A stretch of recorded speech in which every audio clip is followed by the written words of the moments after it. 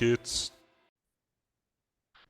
All right. Hello and welcome into episode 37 of Two Man Game with Damon and Dom. I'm Damon, that's Dom, and you are the listener. Before we get into it today, we have a lot of playoffs to talk about. Round two updates. One of those series is over. One of them we just found out going to game seven. It is Thursday evening after game six of Nuggets Timberwolves that just ended moments ago before we started recording.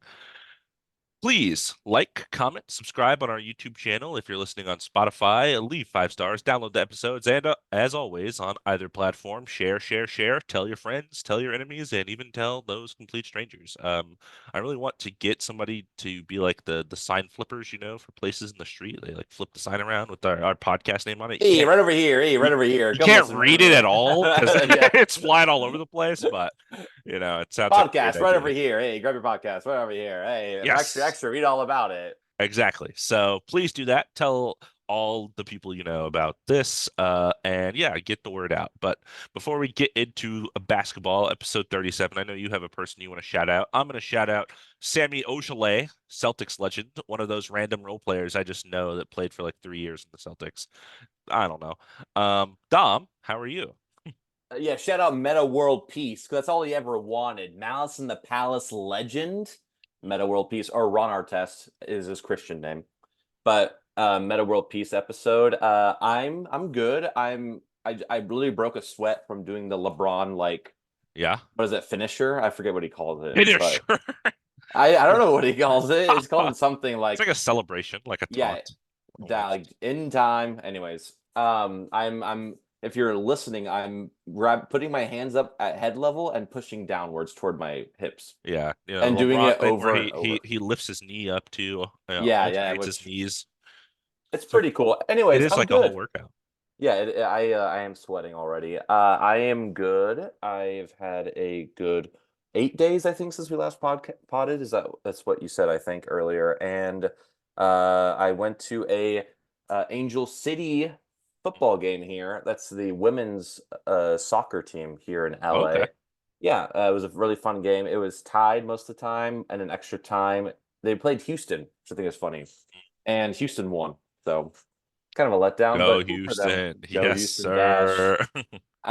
But yeah, no, it's been good. It's been fun. These playoff games have been so fun to watch, especially like the one we just watched. I mean, it's these. I know we're going Was to it talk was about it it. fun to watch? I really enjoyed it. It was just nice to see that it's still like a series that's not one-sided. Like it is Yeah. very much like two very good teams playing, and can't wait to get into it. But yeah, I've been good. I also got a lot more merch to wear later. I got at Goodwill for like $3. So I am rocking my Spurs hat that my mother got me. Shout out, Mom. Thank you. And I see that you're wearing Rockets hoodie, right? Or zip up hoodie. Yeah, it's a Rockets hoodie. I've wore it a couple episodes ago, but this time I'm donning the Rockets gray and black trucker cap that I got at the store sometime. That's my specialty Beautiful. item this time around. I was wearing just a unrelated t-shirt, and I was like, I guess I'll put this jacket on instead. So I'm not Yeah, I literally put on related a gray t-shirt. sweatshirt with no logos. Yeah. Just because. I'm But only interested in basketball, so I that's can't have other all I interests be care displayed. about. Except you. But except you. Yeah, you are my, what do you call it? My podcast soulmate. Let's put it that way. Basketball Okay. soulmate. There we Yeah. go. You like that? It's pretty Yeah, good. yeah, yeah. Okay, enough of that. How are you doing? I am doing all right as well. Pretty busy these last 8 days. Mother's Day was this past weekend. I went down and saw my mom over the break, the weekend in Texas City, not in Galveston. So shout out to my mom too. Shout out to Ryan as well for hooking us up. I recently became vegetarian, so I had like cheese enchiladas and nachos that were like bean and cheese and some other stuff that he made that was all vegetarian. Nice. So that was nice of him to do that. I literally went inside my mom's house on Saturday evening, and I did not step foot outside until I left on Sunday evening because the mosquitoes down there were an absolute disaster. Oh my God. Um, it Was it like raining a lot or it something? it it was just really humid. It was literally like Mm. Looney Tunes level, like a swarm of bees like following you. Like that's how it was going from my car to my mom's house, like just up the sidewalk. It was absurd. I was like, okay, I'm gonna sit in here until I have to leave, and I'm gonna sprint to my car. And that's exactly what I did. That sucks, but I'm glad you had a good time, and I'm glad you also watched some basketball. I know we talked about that, Yes, lots of and basketball. I'm glad the mosquitoes didn't get you too bad. I'm glad you stayed inside, kept yourself safe, and yeah, also happy Mother's Day to all the mothers out there. Yeah, the soccer game I went to was on Mother's Day, but I Mm, did not go with my mother. Went with some friends. wow. And yeah, my mom is 24 hours away by car, so I'm not going to do the drive, unfortunately. But I did call her, and she had a good day, and I was glad to hear that. And but yeah, so I'm excited to just dive right into some of this stuff. We got some awards announced, which we might talk a little bit more later, but we're going to mention one right now. Because it's not in the Uh, playoffs anymore. Oh, Not in the playoffs, but most improved player award winner this year. Tyrese Maxey also won the NBA Sportsmanship Award this year. And I can't remember the other finalists, but these are kind of awards that aren't voted on, or these aren't like the usual NBA awards, like yeah, most I improved didn't know this was player. a thing. Yeah, I saw it on the NBA app. There's a couple of awards that are kind of given out. I think the players kind of vote on it. Like Mike Conley won the sportsmanship or not, or best teammate Teammate award, of the year, yeah. teammate of the year. So just like kind of players just get kind of shout out. So congrats Tyrese Maxey. And in other news, you know who would never win the sportsmanship award, Damon? Who is that? Please tell me. It is Patrick Beverly. Mm.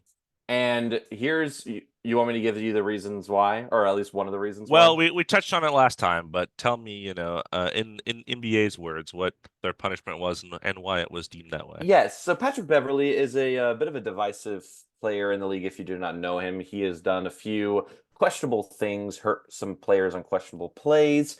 Most recently, in the last game, in the elimination game for the Pacers and Bucks, he's on the Bucks.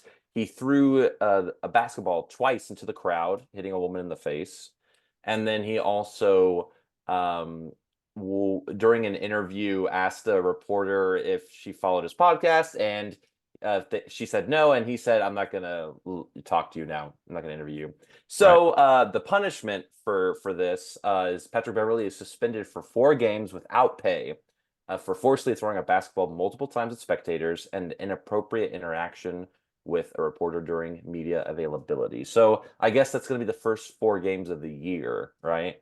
Yeah, that's what I would imagine. I'm not even sure if he's a free agent or not. I don't remember. So with the Bucks or otherwise. Um, Yeah.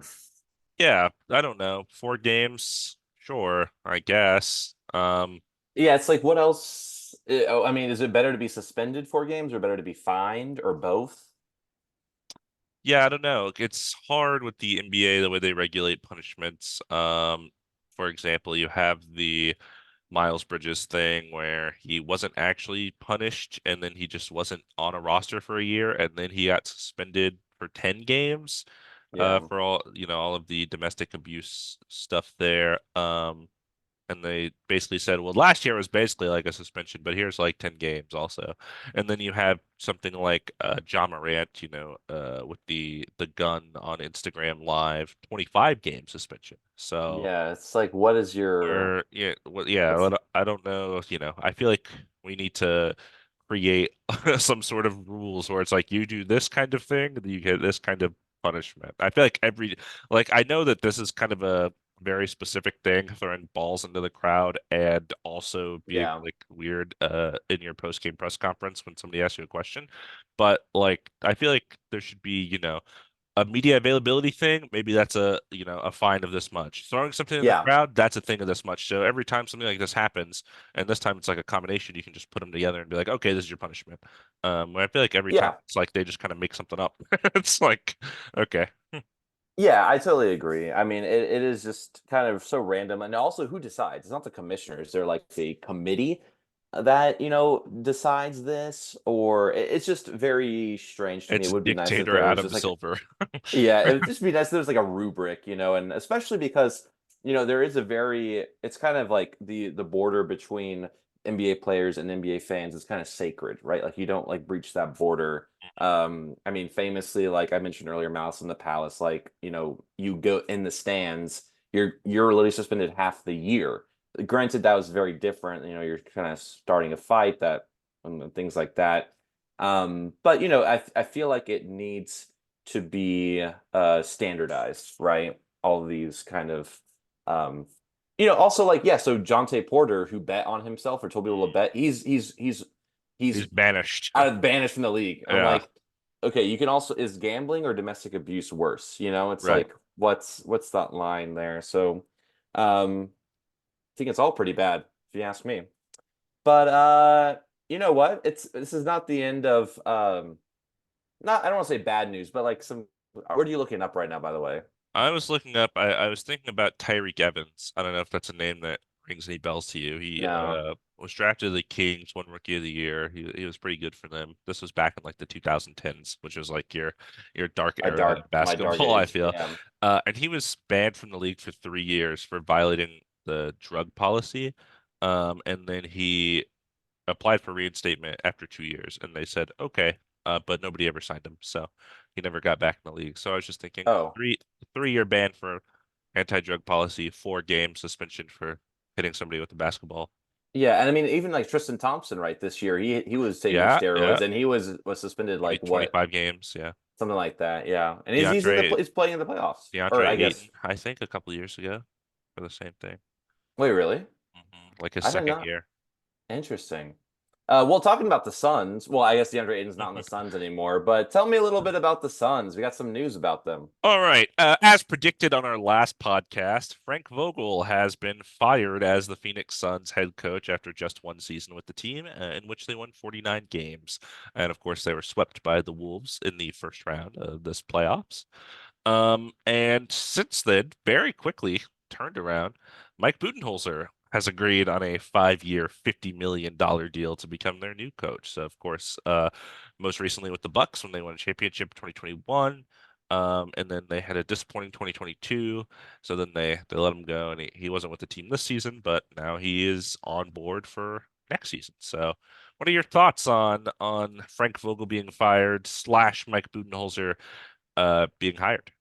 Yeah, well, Frank Vogel's a very good coach. He's a very good defensive-minded coach. He was given a team that has no defensive players Right. on it. And I mean, for what he had to do, 49 wins is pretty dang good, I think he did the best he could with the team that was given to him. And I think after 1 year already letting him go is I don't.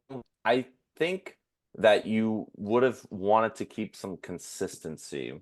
At least that's what I would have thought. Like, yeah, you were the sixth seed. That, and the West is stacked. That's pretty good for what everyone above you is better. Even though you do have Kevin Durant, Devin Booker, I get that, but I just think, like you said, he's a scapegoat, and it's like, it wasn't his fault. I mean, there's a lot of different things that go into this, and you look at Mike Budenholzer, he's not one of my favorite coaches. I think, he with the Bucks, he had a very good team with him, and they got Drew Holiday, and I think their defense was so good that they were able to kind of make it. And it wasn't easy, like, and it wasn't really because I thought of it wasn't because of him why they made it to the finals, right? Mostly because of Giannis, Drew, Chris, Cash Money, Chris just playing out of their minds. But I also think a 5 year deal is a large one for like he hasn't been a coach for like a year, right? So it's just like you don't know if he's going to be good. It might be worse than Frank Vogel. You might regret it. Who knows? What do you think? What I think is, going on the point you just made about the 5 year deal, the Suns have had 3 coaches in the last 5 years, so hiring this guy on a 5 year deal is kind of funny. They're going to be paying Mike Budenholzer, Monty Williams, and Frank Vogel this year for coaching, so that's pretty cool. Um, yeah, I think, like you said, Frank Vogel scapegoated here. Do I think he was an amazing coach? Not necessarily. I think he's probably a fine coach, an experienced coach. He won a championship with the Lakers when they really just had, top level star talent and then a lot of kind of what if players around them. Um, Made it work. So I think there's a lot of other issues Matt Ishbia, the owner said that what 26 other teams would kill to be in this position or whatever. Like they would love to switch with us, but like let's fire our coach. So I don't know about that, Matt Ishbia. I'm not sure. I'm not sure if I believe that.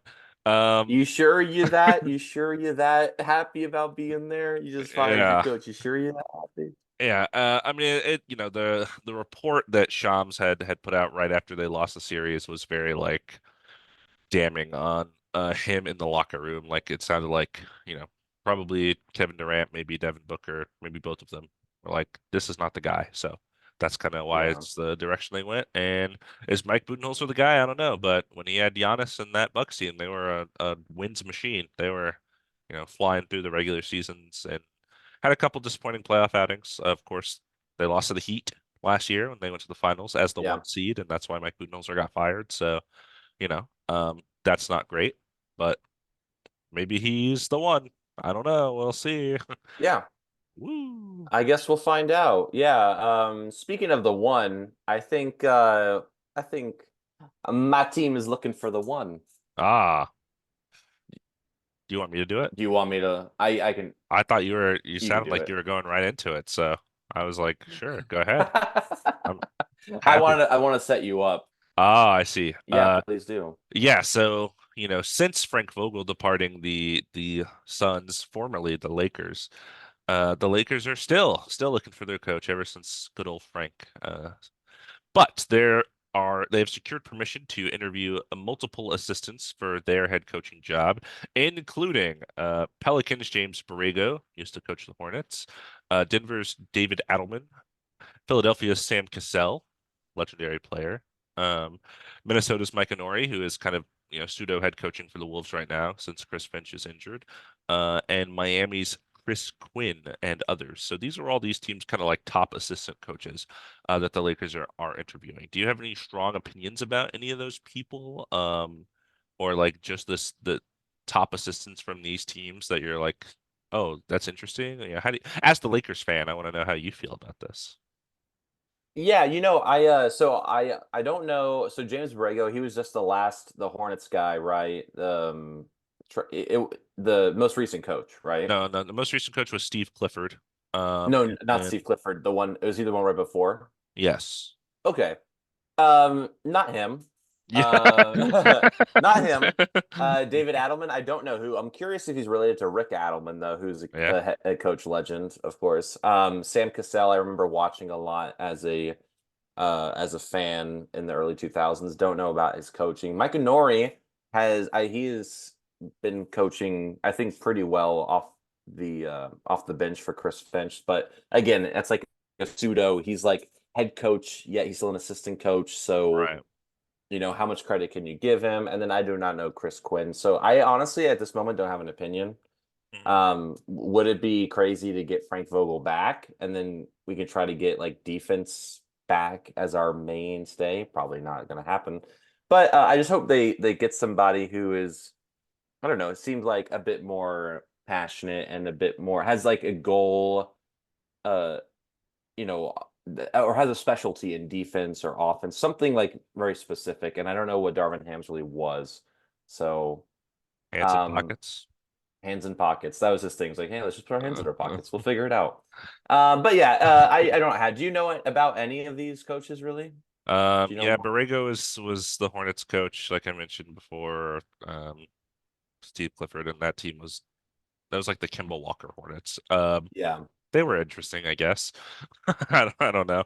All these other assistants, not really. I mean, I know the names because I kind of know the league, but in terms of their coaching style and stuff, I yeah, I don't know enough, which makes me think they can't be the guy because Darvin Ham was a top assistant and he was not the guy. So maybe somebody with a little more experience. I would rather them just take like a guy that hasn't coached in like 1 or 2 years, but was like a good head coach, yeah, like a Dwayne Casey when he was on he was on the Raptors and then the Pistons. yeah. I feel like Was a that's what's good been job. successful in the past too, right? Frank Vogel was the head coach for the Pacers. I mean, and then famously, like last time he won championships was Phil Jackson, so who was a head coach. So Right. obviously, so yeah, I think that's kind of what's worked for us in the past. Someone who has head coach experience and is respected in the locker room, I think is also one.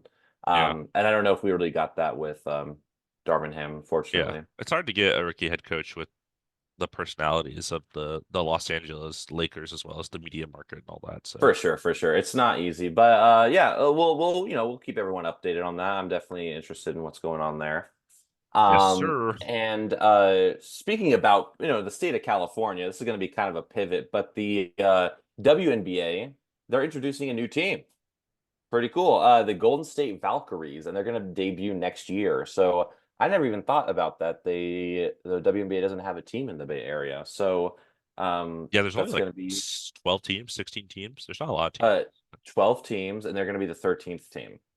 That's Um, weird. Why are they not making two more teams? I know, I know. I wonder if they're going to announce another one. I don't know. I don't know how it's going to work. That's exactly what I was going to look into at a later Or date. four more teams, make it 16. So it's like a Yeah, nice little bracket nice there. and even. Yeah. Yeah.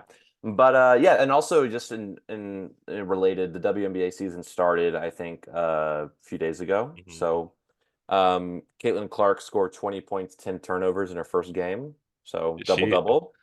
Yeah. that's that's Hey, it counts. that's one word for it. Yeah. Yeah, Yeah. I saw she was getting locked up. They were kind Yeah, of they're bullying doubling her her already, physically. which is like Yeah. she's a rookie. Like, give her a break. I mean, Um, you come in with that much high, it's like the Wimby of the WNBA. for sure, They're for like, sure. Get her. Yeah, but I love the name the Valkyries. It's a cool name. it's a cool name, right? I wish Yeah. like the Washington Commanders or whatever they are, They or are the the Commanders. Cleveland Guardians could like Guardians. learn Yeah. from this, right? It's like Dumb names. there are good names out there. Valkyries is a sick name. Yeah. And yeah, I plan to go to a few WNBA games this year. I'm looking at some Sparks How are the Sparks? tickets. Bad? I feel like they're Well, bad. they got Cameron Brink, which is like draft. Yeah, I don't know who that is. They were picked number two. She's Oh, at okay. Stanford. Oh, they had the second pick, so they were bad. Yeah, last year they weren't too bad. I don't know how they got the second pick though. They didn't make it to the playoffs, but they only like 8 teams made it to the playoffs. They were like ninth or 10th or something. There's 12 But teams. yeah, Ninth out of 12 so is not good. no, I was more like they're not 11th. Okay, they're not 12th. Okay. They're not the worst. Hey, look, all I know is tickets last year were $4. This year they're like 14. So I'm like, whoa, Oh, chill out. uh-oh. Stop Look being out. so good. Look out. Chill out. But I want you to talk a little bit about the draft and draft lottery. We got some news announced. Yes. The first thing I saw is that Bronny James is expected to remain in the draft instead of going back to college. So we mentioned a couple episodes ago, he declared for the draft, was still eligible for college, wanted to transfer. He had a lot of options, and now it sounds like he's leaning towards the draft. People are saying this is a quote unquote weaker draft class, like the weakest one since 2013. So about a decade or so. There's no guy. I think why people say that is because there's no like top guy. There's no Wimby, there's no Zion, there's no Anthony Edwards, Yeah. no one like that. That's like a clear cut. This guy's going to be a star. It's so obvious to us. But I do think there's a good amount of talent. I think it can be a pretty deep draft. Like as you get further in the lottery, I think some of those teams will still have a shot at a pretty decent player. It's Yeah. just the talent is very close for a lot of the top guys, whereas most years it's like, oh yeah, that guy is like one, Oh, like and then way like that above. guy's And like then, two and three, and then like the rest. It's like they're all right there. So people yeah. are like, I don't know. And maybe that's why Bronny is staying in the draft. She's like, hey, it's kind of a weak draft. Let me get in there. And of course, he had the LeBron thing. I saw some of his combine clips. He was participating at the combine. So that's cool. Yeah, Um, I saw that he sunk like all of his threes and in yeah, the he's like 19 for 25 or something like that. yeah, he got second in the 3-point shootout. But I mean, I take that with a grain of salt. So, Yeah, they're wide open shots. yeah, and And I I mean, I'm think not saying I could hit 19 out of 25, but yeah, going no, into that's the definitely NBA, impressive. Yeah, I'm not also trying to get in the NBA, you right? know what I mean? But yeah, I remember I think his college he was like 28% from 3 in college. So, I would take that more seriously than, oh my God, he made 19 out of 25 without anyone guarding him. Yeah, But but anyways, we'll see what still happens. impressive with the we talked a long time ago, one of the first episodes of this podcast about the cardiac arrest he had. Hmm. Scary incident, was out of basketball for a while, so great to see that he's back Yeah. and getting there. I hope that he doesn't have like the Lonzo Ball of our ball thing, where like his dad is like his whole identity. I hope he kind of Yeah, make a becomes name his for own yourself. player. Yeah, Yeah. hopefully, we'll see. Anyways, getting into the lottery though. The lottery I watched live on Mother's Day. Usually it's on like a Tuesday, but th this year they were like, we're gonna do it on Mother's Day, which was so Hmm. random. Because like I was sitting there at my mom's house, and my mom's boyfriend was like, "Hey, the lottery's today," and I was like, "What?" I was like, I had no idea it was today. It's so Um, random. yeah, and it was like right before Pacers Knicks that day, and I was like, "Okay, we're gonna watch the lottery." Sure. And a lot of very interesting things happened. So first, I want Tell to me. just go through the order, and then I'll point out a couple of pretty cool things here. Okay. Um, so the order, the Hawks ended up with the number one pick, the Wizards two, Rockets at three, Nets at four. I'm sorry, that's the Nets pick we have at three. Spurs at four, Pistons at five, Hornets at six, Trailblazers at seven, Spurs at eight via the Raptors, Grizzlies at nine, Jazz 10, Bulls 11, Thunder at 12, which is the actual Rockets pick. Kings at 13 and Trailblazers again at 14 via the Warriors. So, that's the general lottery. Here are the big jumps that happened. So going into the draft, this changed probably 6, 7 years ago or so. It used to be the worst team in the NBA had a 25% chance of getting the number one pick, and they could Yeah. only fall as far as four. It has changed now. Now the top three teams for like the last 6 or 7 years, like I said, all have a 14% chance to get the number one pick. You can fall back, I think, a total of 5 slots or 4 slots total. So like one can go to five, two can go to six, three can go back to seven, so on and so Gotcha. forth. Yeah. And for that to happen, basically one of the multiple of the teams below you have to jump up into the top four. There's like a whole lottery ball system where they like it's like certain little lottery balls come out and that determines the draft order. I don't know. I've read into it and listened to it. I don't really understand it, but it's a complicated process. The Hawks, the number one pick, they had just a 3% chance. They jumped from 10, that was where they were supposed to pick, all the way up to one. It's going to be their first number one pick since 1975. It was the second longest drought in NBA history for a number one pick. They selected, I believe, David Thompson, who was like a really good NBA player. I think Yeah. mostly I remember him on the Nuggets. I want to say I could be wrong though. Hmm. And yeah, I think the longest drought was actually the Pistons, I think, before they had the number one pick for Cade. They're like 51 years. The Rockets, Jeez. yeah, the Rockets via the Nets, the Brooklyn pick that we got in the James Harden trade, we went up from pick nine to pick three. So we jumped up 6 slots, which is super awesome for us. The Pistons, after last year being the only team to ever fall from one to five, did it again in back-to-back years. So it's only happened twice, and it was the Pistons both times, and it was the last 2 years. So that's tragic, and it was funny. They always have representatives up there that just look miserable the whole time the lottery's going on, and it was a Sar Thompson, and Oh, he was was it really? yeah he's just Oh. sitting there, and they say at number five will be the Pistons, and Asar just goes like his mouth just opens. He just looks around because he's like so shocked because that just happened to them last year. Oh yeah, because it goes reverse order, right? It goes Yeah, from yeah, like, yeah. oh, yeah, yeah, They yeah. go from 14 to one. Also, David Thompson did play on the Nuggets mostly. So Yes. Um, I don't know why I do that. But the other kind of small news, Hornets went from three to six. Blazers, their pick went from four to seven. The Raptors fell from six to eight. That's important because their pick was top six protected. So if they stayed at six, they would have kept their pick. But because they fell to eight, that pick goes to the Spurs. Now the Spurs have four and eight. Um, so I feel like the Spurs kind of, I mean, except for the Hawks, I feel like the Spurs had a pretty good draft, or at least like yes. lottery draft. I Yeah. think the Spurs were their pick was at five and went up to four. So their pick went up one, and then the Raptors pick fell back, allowing them to keep it. So Yeah. they ended up with two Yeah. picks. The Hawks one is crazy because I'm already seeing so much stuff, which I also understand. Do you, if you're the Hawks, do you keep it? Do you try and, barter it to go later and then you try to get a player, or are you trying to rebuild? It's raising a lot of questions, which we'll talk about, I'm sure. Yeah. But I yeah. I do. What are your first thoughts? Because I feel like before it was already decided, is it going to be Trae Young, DeJounte Murray, or is it going to be, like which one of those two are they trading? Now are they trading both of them and just completely rebuilding, but they don't have their picks because they traded some of them for DeJounte Murray? Like Yeah, what's Okay, so as me personally, what I would do, but I'm not a GM, so keep that in mind, guys. I would probably try to trade.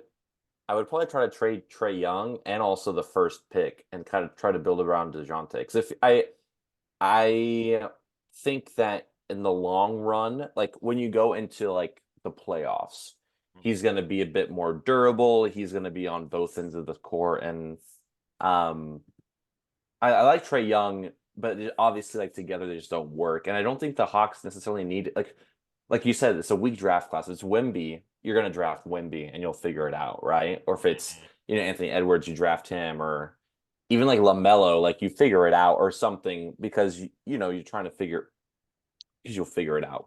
But in this situation, I think you're better off just trading it for just better pieces. But I don't really know exactly how that works too. Like, would they have to trade it? They'd have to trade it before the draft happens, right? But could you trade a player before the draft? Yeah, so it depends. Some players are expired, so like obviously you can't trade those players until they're re-signed, and free Yeah. agency happens after the draft. You can trade on draft night. A lot of teams do that. Plenty of teams do that. Some people will, like for some reason the first thing that came to mind was Lauri Markkanen. When he got drafted, he was wearing a Timberwolves hat because Oh, that was like also, the yeah. team that picked him, but he was traded to the Bulls like on draft night. So you could trade back. Like you could go from pick 1 to pick 4, get a player, and in return for that falling off 3 picks. There's a lot of things you can do. It's so funny you pick Larry Markkinen because literally Luka is the same. He had an Atlanta Hawks hat Yeah. and also Kobe with Charlotte Hornets, and Yes. he. Yes. So I just thought it was funny that Larry Markkinen was the first one. Yeah. I was like, I don't know why that's what I thought of. I mean, I get it, but okay, I got you. I wasn't sure. I'm still like a little bit hazy about that kind of stuff. But what would you do if you're the Hawks? If I were the Hawks, I think I would try to trade back because I think there's from what I'm reading, it seems like a lot of people think they're going to take Alex Sarr, who is a French player. And I mean, I want the Rockets to have that guy. He seems awesome. But we're at 3, so that's probably not going to happen. Um, and the problem with Alex Sarr for them is he's like 7'1" and kind of a shooter, but so he's like a 5 probably, kind of like. No, I'm not saying he's like Cat, but in terms of how big he is and what he does. Yeah. Um, and they have, if they're going the rebuild direction, they already have Jalen Johnson, who just had like a most improved breakout year at their power forward, and they have Onyeka Okongwu, who's been their backup center for like 3 years, who's really good. So like, how do you fit this guy in there? It's kind of complicated. Um, Yeah. so it's tough. There's a couple other people I'm sure they could take. I think the worst thing they could do is just take the pick and keep going. I think they have to do something. Like they have to adjust their team in some way. Trade one of the guys, pick one of the guys, trade them, trade the pick back to, pick 8 and like pick a guy there that you think will be Yeah. ready now instead of potential. And maybe get another player that can help you in the now. Try Yeah. to find that happy medium, I think. Yeah, it makes me think of was it 2 or 3 years? I think it was 3 years ago when the Warriors had the second pick or third pick, It right? was second. It was second. Second, and they picked James And they Wiseman. picked James Wiseman. Because and it's like, okay, we'll see how that turned out. Like you could have traded it, gotten a role player, maybe you would have won a championship a year early, maybe you would have won two. Yeah. Who knows? Yeah, that was just kind of I think that just makes more sense. If you have a pretty built team. Like you're not the Wizards or the Pistons or the Spurs. Like you're not at the bare bones. Like you have players who are established. Right. So just build around that. You were in the playoffs, you've been in the play-in, you have pieces, just make them work. The East So is I agree is with you. relatively weak in comparison. So Yeah. And you know what? I want to get into the East. Let's let's get talk into the about the East. East. Let's get into the East. We'll do more First draft series. talk later once the playoffs are over. We got a lot of Yeah, playoffs. when we have nothing else to talk about. But now we're going to talk about it's playoffs only from here on out and some side news, but playoffs only. So this is what the moment you've all been waiting for. Dun, dun, dun, dun, Celtics, dun. Cavaliers. What could have happened? Celtics in 5. Celtics in 5, as predicted on Two Man Game with As David. predicted. as we both predicted, absolutely. So the Boston, so and before, so we spoiled it. Yeah, Celtics 1-5. Yeah, probably the That's why you have the green going on in the background, um different reason, but hey, why not? I mean, right? it could be for multiple teams. Although I don't want the Celtics to win in the end. That's not a secret. But I just want good games overall. But Yeah. so before we get into like the series, just some side news real quick that I mentioned. So the Boston Celtics lead assistant coach, Charles Lee, agreed to a 4-year deal to be the new Charlotte Hornets head coach, replacing Steve Clifford. Has he been a head coach before? Do you know anything about No, Charles? he has not been a head coach. I know he was the top assistant under Mike Budenholzer when they won the Bucks championship run in 2021, and now he's a Celtics top assistant. And of course, they are looking like they're going to reach the finals at the very least right now. So I think this is, this kind of guy, first time head coach, makes sense for a team like the Hornets, a young, developing, rebuilding team. The coach, I mean, you can see Jamal Mosley with the Magic. He was first time head coach, young, rebuilding team. They're kind of coinciding, working well together. Mark Daigneault for the Thunder, even. Um, those coaching hires make more sense to me with the young, first time coaches. So I'm totally fine with this. Yeah, I agree with you. Though I don't know too much about him. I do like this move for the Hornets. Like if this was for the Lakers or something, it wouldn't make a lot of sense to me, I feel Like like. when they But hired Steve Clifford, I was like, that makes literally no sense. yeah. Or like to me, like the Pelicans hired Steve Van Gundy like 3 years ago. I was like, why did you hire Stan this? Van. Yeah, he didn't Yeah. last very long. Yeah, he was like there a year. That's about it. But I like him as a commentator though, I will say. I don't Yep. mind him. But better than his brother. We'll say that We much. missed Jeff Van Gundy on the broadcast. You miss him. Oh, You miss him. always. You know I miss him. You know I miss him. But okay, so to the series. So the Celtics won the first game pretty handily. I think we talked about that last time. Game two was a surprise though, because Cleveland did steal this game in Boston, In uh TD Garden. in TD Garden, which they had the best home record, or was it tied with the Nuggets? I think best home record this year. Although they were undefeated for like 17 games straight, which is crazy Yeah. at home. Well, the Cavs had great games from Donovan Mitchell, Evan Mobley, and Karis LeVert. Donovan Mitchell had 29, 8, and 7. Mobley was aggressive and he got 21 and 10, and he also played very good defense. LeVert came off the bench with 21. And kind of the same thing that's been the Celtics all season is you kind of live by the three, you die by the three. And you have a note here that I like a lot. They died this game by shooting 8 of 35 for the game. That's 23%. Not good. Not good at all. Usually they're about at 41%. That's definitely above league average. So 23%, not very good to shoot from three. And the Cavaliers, they scored 60 in the paint. 60 in the paint will do it. And they shot 55% for the entire game. Yeah. So, definitely a lucky game for their part. And Tatum was the only Celtic with more than 20 points. So, I mean, I was happy to see the Cavaliers win one game and to steal a game in Boston. And did we think the series was turning around? No. No, But this happened in the first round too with the this Heat. happened The Heat won game exactly. two. And that's what the Celtics are kind of like.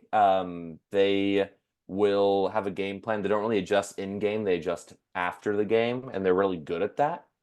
Mhm. But that was game two. I was happy to see that, but I was curious to see if maybe Cleveland would go up in the series, and I don't think it turned out that way. No, in game three, Donovan Mitchell was the only person that did anything for the Cavs early on, which was a big story in this playoffs. And he got off to a really, really hot start in that game. I remember watching. He ended up finishing with 33. So he kind of cooled off towards the end. For the Celtics, though, Tatum had his best game of the season up to that point, 13 points, 33 points, sorry, 13 rebounds, and 6 assists. And then that, along with a really good game from Drew Holiday, got them ahead in the first half. I was watching Drew Holiday like back down Evan Mobley in the post, and I was like, okay, this is crazy. Because That's Drew crazy. Holiday is so strong. And then in classic Celtics fashion, they start the third quarter on a 14-0 run, which is an inside joke on this podcast. Yes, 14-0. long time ago, Dom and I were watching, I think it was Celtics Nets, and the game was 28-2. And the commentator, I don't remember who it was, said they've gone on back-to-back 14-0 runs. I was literally like driving home listening to the game, and I heard like the Celtics have gone on another 14-0 run. And I was like, that's just too funny not to ever I think it was talk a about play. I Hawley. think it was a playoff game with like the KD Kyrie Nets that were like It must have been like, kind of otherwise injured, and the Celtics were, this team but younger, yeah. basically. Yeah, there's no way I would have been listening to a game unless it was, Yeah, like a playoff something. So that was really funny. And great now to you're see all them. inside the joke too. Now you know. So if you see me or Dom in public, just say, yeah, 14-0 run, right? And we'll say, yeah, yeah, sure. Um, Yeah, sure. Yeah, sure.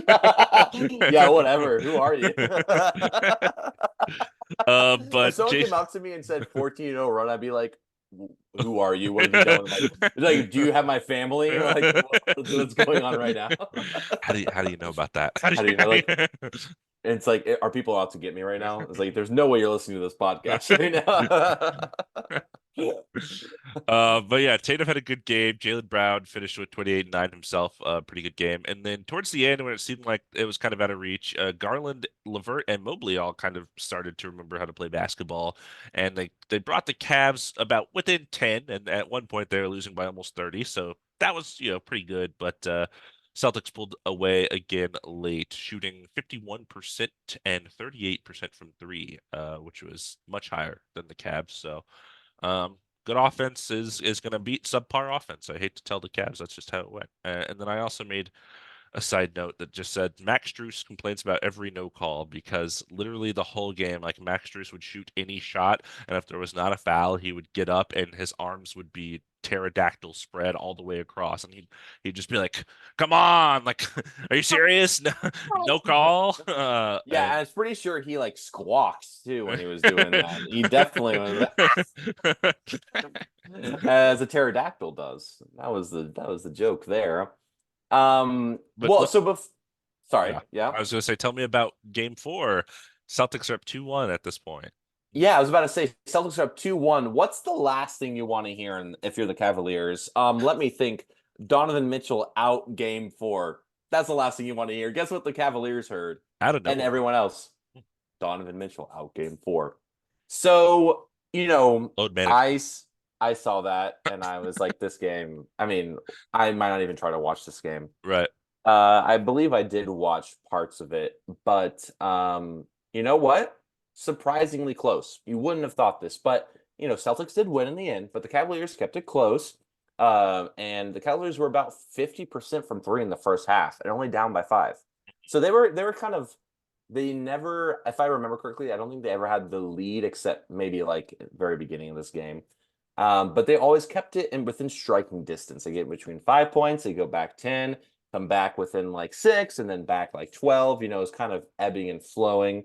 Celtics made a big push in the third quarter. Thanks a lot to Jason Tatum and Drew Holiday. Drew Holiday was absolutely like his like prime defensive self. He was getting so many good defensive plays and a lot of steals and disrupting their offense. And he was making like whenever the Cavs would get on this momentum, they get kind of within like 6-5. Drew Holiday would sink a three, get a steal, and then he would pass it. They get a layup, and then he go back, and then before you know it, they're up by 15 again. Um, I do want to say that this was probably the first game that Darius Garland kind of quiet in this playoff series. And also in the one before as well. So this was the game they really needed him to kind of really be that guy since Donovan Mitchell wasn't there. Yeah. And he did all he could in the fourth, but they couldn't stop the Celtics. They really are, once they kind of get going, they kind of are a machine. And Peyton Pritchard, young player, but he made some huge shots down the stretch. And Jaylen Brown made a really, I remember like watching this kind of dagger shot he made to put the Celtics up by like 9, and that was kind of like the nail in the coffin. But Yeah. at least they kept it close. Like, I'm proud of the Cavaliers without Donovan Mitchell for doing that much. Right. Um, so game 5, so game 4, no Donovan Mitchell. What's the last thing you want to hear if you're the Cavaliers going to game 5? Oh, we're gonna have Donovan Mitchell out again. Oh, dang. Yeah, right. Only that. Okay, that's okay. We were close last time. Maybe we could maybe get a win here. Sure. Yeah. Except Except Donovan Mitchell, Jared Allen, who hadn't played this whole series, and Karis LeVert, their scorer off the bench, all ruled out for Game 5. So it seemed like the Cavs were done. They were like, "All right, it's over. We lost. Just put us down, please." And surprisingly, Evan Mobley had a pretty nice game here: 33 points, 7 rebounds, played very good defense on the interior, which he has done. Most of this postseason, especially when Jared Allen had been injured.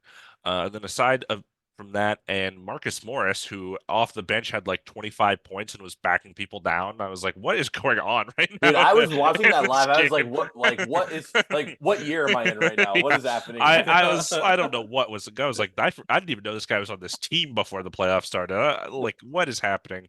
Yeah, he went from Um, the Sixers somehow to the Cat. I forgot how that ended up that Yeah, way, I don't but know. yeah. But yeah, aside from that, they couldn't get a lot going. Darius Garland kind of shrunk again. Didn't have a great game. And then on the other end, Tatum was only 1 assist shy of a triple double. He had 25 points, 10 rebounds, 9 assists. Al Horford looked great for his old age. He'd kind of been getting picked on all series because he's slow-footed.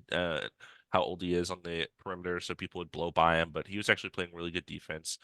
He finished with 22 points, 15 rebounds. That's pretty good for 39-year-old Al Horford. And then Celtics were kind of up by a little bit most of the game, as they often are. And then eventually they were like, okay, let's actually just win.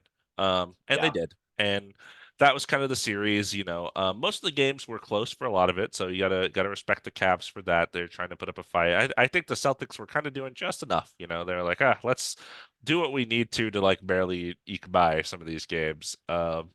Which is kind of what seemed to happen.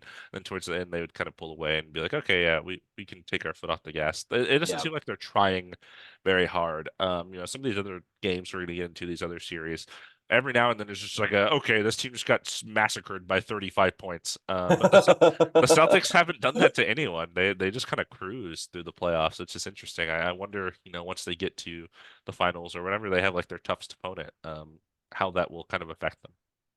Yeah, I did read a stat though that the was it game 4, so the one right before this one, it was the first game in this playoffs where the Celtics won by less than 10 points. Because it's like they're always close, I feel like, and then in the fourth quarter they pull away. But that was the Yeah. one game that stayed close. But yeah, so you know, Celtics are now waiting for the Knicks and Pacers, who we're going to talk about a little bit later. Game 6 for that is going to be tomorrow, that we'll watch and we'll talk about next time for sure. But in the meantime, what's next for the Cavaliers? They are out of the playoffs this year. Donovan Mitchell is extension eligible. He'll be a free agent next offseason. It's no secret that he wants to kind of play somewhere with a bigger market. The Knicks are always, he's from New York. I think the Knicks always come up when talking about Donovan Mitchell and trading. Also, the Lakers. I don't know how they would make that work. Yeah. It's so, what, trade Donovan Mitchell for LeBron. Yeah, Boom. yeah, there Goes you go. back home. There you He's go. back in Cleveland, baby. Cleveland round 3. Let's go. Yeah. So, and I think there was an article that Shams kind of talked about, Like Donovan as soon Mitchell's as the future in the series was over, Cavaliers. so Yeah, I was like ready to go. So, Donovan Mitchell, let's say he resigns. Does Darius Garland want to stick around? I mean, it looks like the backcourt hasn't really been as good as possible as it could be. Maybe they're not as compatible, kind of similar like Trae Young, DeJounte Murray. Like, you try things out for, I think they've been, how long has Donovan Mitchell been there? 2 years, right? This is his second year. yeah. Yeah. So, it's interesting to see what the Cavaliers decide to do. Donovan Mitchell is that guy. He's a superstar player. Hopefully, why he was ruled out for these games. Hopefully, it's not a serious injury and he's back and healthy for next season, wherever he may be. If you're the Cavaliers, what do you think you would do, or what do you think is next for them? Yeah, this article was pretty damning for a lot of reasons. Darius Garland and his representation, I think he's a clutch client with Rich Paul and them. They said if Donovan Mitchell were to stay around long term, they're going to go try to request a trade to get somewhere else because they don't think it'll work. They don't think it's good for his career. And I think that's interesting that that came out. I do think it's also true. So that's, whatever. Donovan Mitchell doesn't seem to love JB Bickerstaff as the coach. That's kind of interesting, and it could result in another kind of coaching scapegoat firing thing, which wouldn't be great because I don't think he's a terrible coach. Yeah. How long has he been? I thought it's been like 5, 6 years or something like that, I right? Or think no? he's been there. This is only like his third season, fourth season. I'll actually look it up. But Yeah, tell me because of course more it was Ty about Lue there, and then right. um, but yeah, I think basically this is a pick a path idea, even more so than the Hawks, because I think the Hawks are a worse team than the Cavs, and I think the Cavs basically have the option here of going Darius Garland, Evan Mobley. That's the young path. Darius Garland's a younger star, not really a star this year, but before Donovan Mitchell was there, he was an all-star, and Evan Mobley, I'm sorry, Jared Allen was an all-star as well that year. It was Yeah. Cleveland. So I think Darius Garland, Evan Mobley, that's a pairing you should look at as your point guard and your center, because I think Evan Mobley kind of established he can play the five, and the Cavs kind of need that space. You can't have him and Jared Allen down there. So you can have Darius Garland, Evan Mobley, and you can trade Donovan Mitchell and Jared Allen. Probably get a lot of picks back, some other young players to Yeah. complement Donovan Mitchell and Evan Mobley, or you can go the other way. You can have Donovan Mitchell, Jared Allen, and be an older team and be more competitive. And you try to ship Garland somewhere where a team will give you assets for, or ship Mobley somewhere. That would Yeah. be kind of crazy, because he's really young still. So I think they have to pick one of the pairings. I think you have to pick your backcourt guy, you have to pick your front court guy, and you have to go from there because I don't think all four of them on the court work together. Because when one of the backcourt guys has the ball, the other one doesn't do anything. Yeah. He doesn't have And a lot of off-ball movement and yeah, stuff. Yeah. neither of them are great off-ball players. Donovan Mitchell's clearly the better player, so he's the one that ends up with the ball, and then Darius Yeah. Garland kind of sits around, and he had a lackluster season for sure. But I think a lot of that is because the guy, he's used to having the ball in his hand, so when Yeah. he didn't really know what to do. And I think Mitchell and Allen, sorry, Mobley and Allen works inside defensively, but the only reason I think it works in Minnesota is because Karl-Anthony Towns and Naz Reid are both 40% three-point shooters, and that is not in Evan Mobley or Jared Allen's game. So Yeah. lack of spacing is really, really bad for that. So I think you can only have one non-shooting player on the floor to be a serious team. So you got to figure that out. But I think they have to pick one of those paths. They have to pick two of those players to build around, figure out what to do with the other two guys, and go from there. Yeah. I agree with you. I honestly think they should really go the Darius Garland, Evan Mobley route, keep them around, personally. Just because, the last thing you want is a superstar who's not happy. Because, might as well, try to get what you can out of him before he just walks for nothing, right, in the offseason, which, we see happen a few times. I like Jared Allen a lot, but if this isn't the place for him, it's not the place for him. And I'm interested to see what they do. So JB Bickerstaff, this was his fourth year. Yeah, yeah. Yeah. Checks So out. yeah, well, yeah, it does check out. So we'll see what happens. But what do you say? Want to meander over to the Western Conference real quick? Yeah, let's take a dive.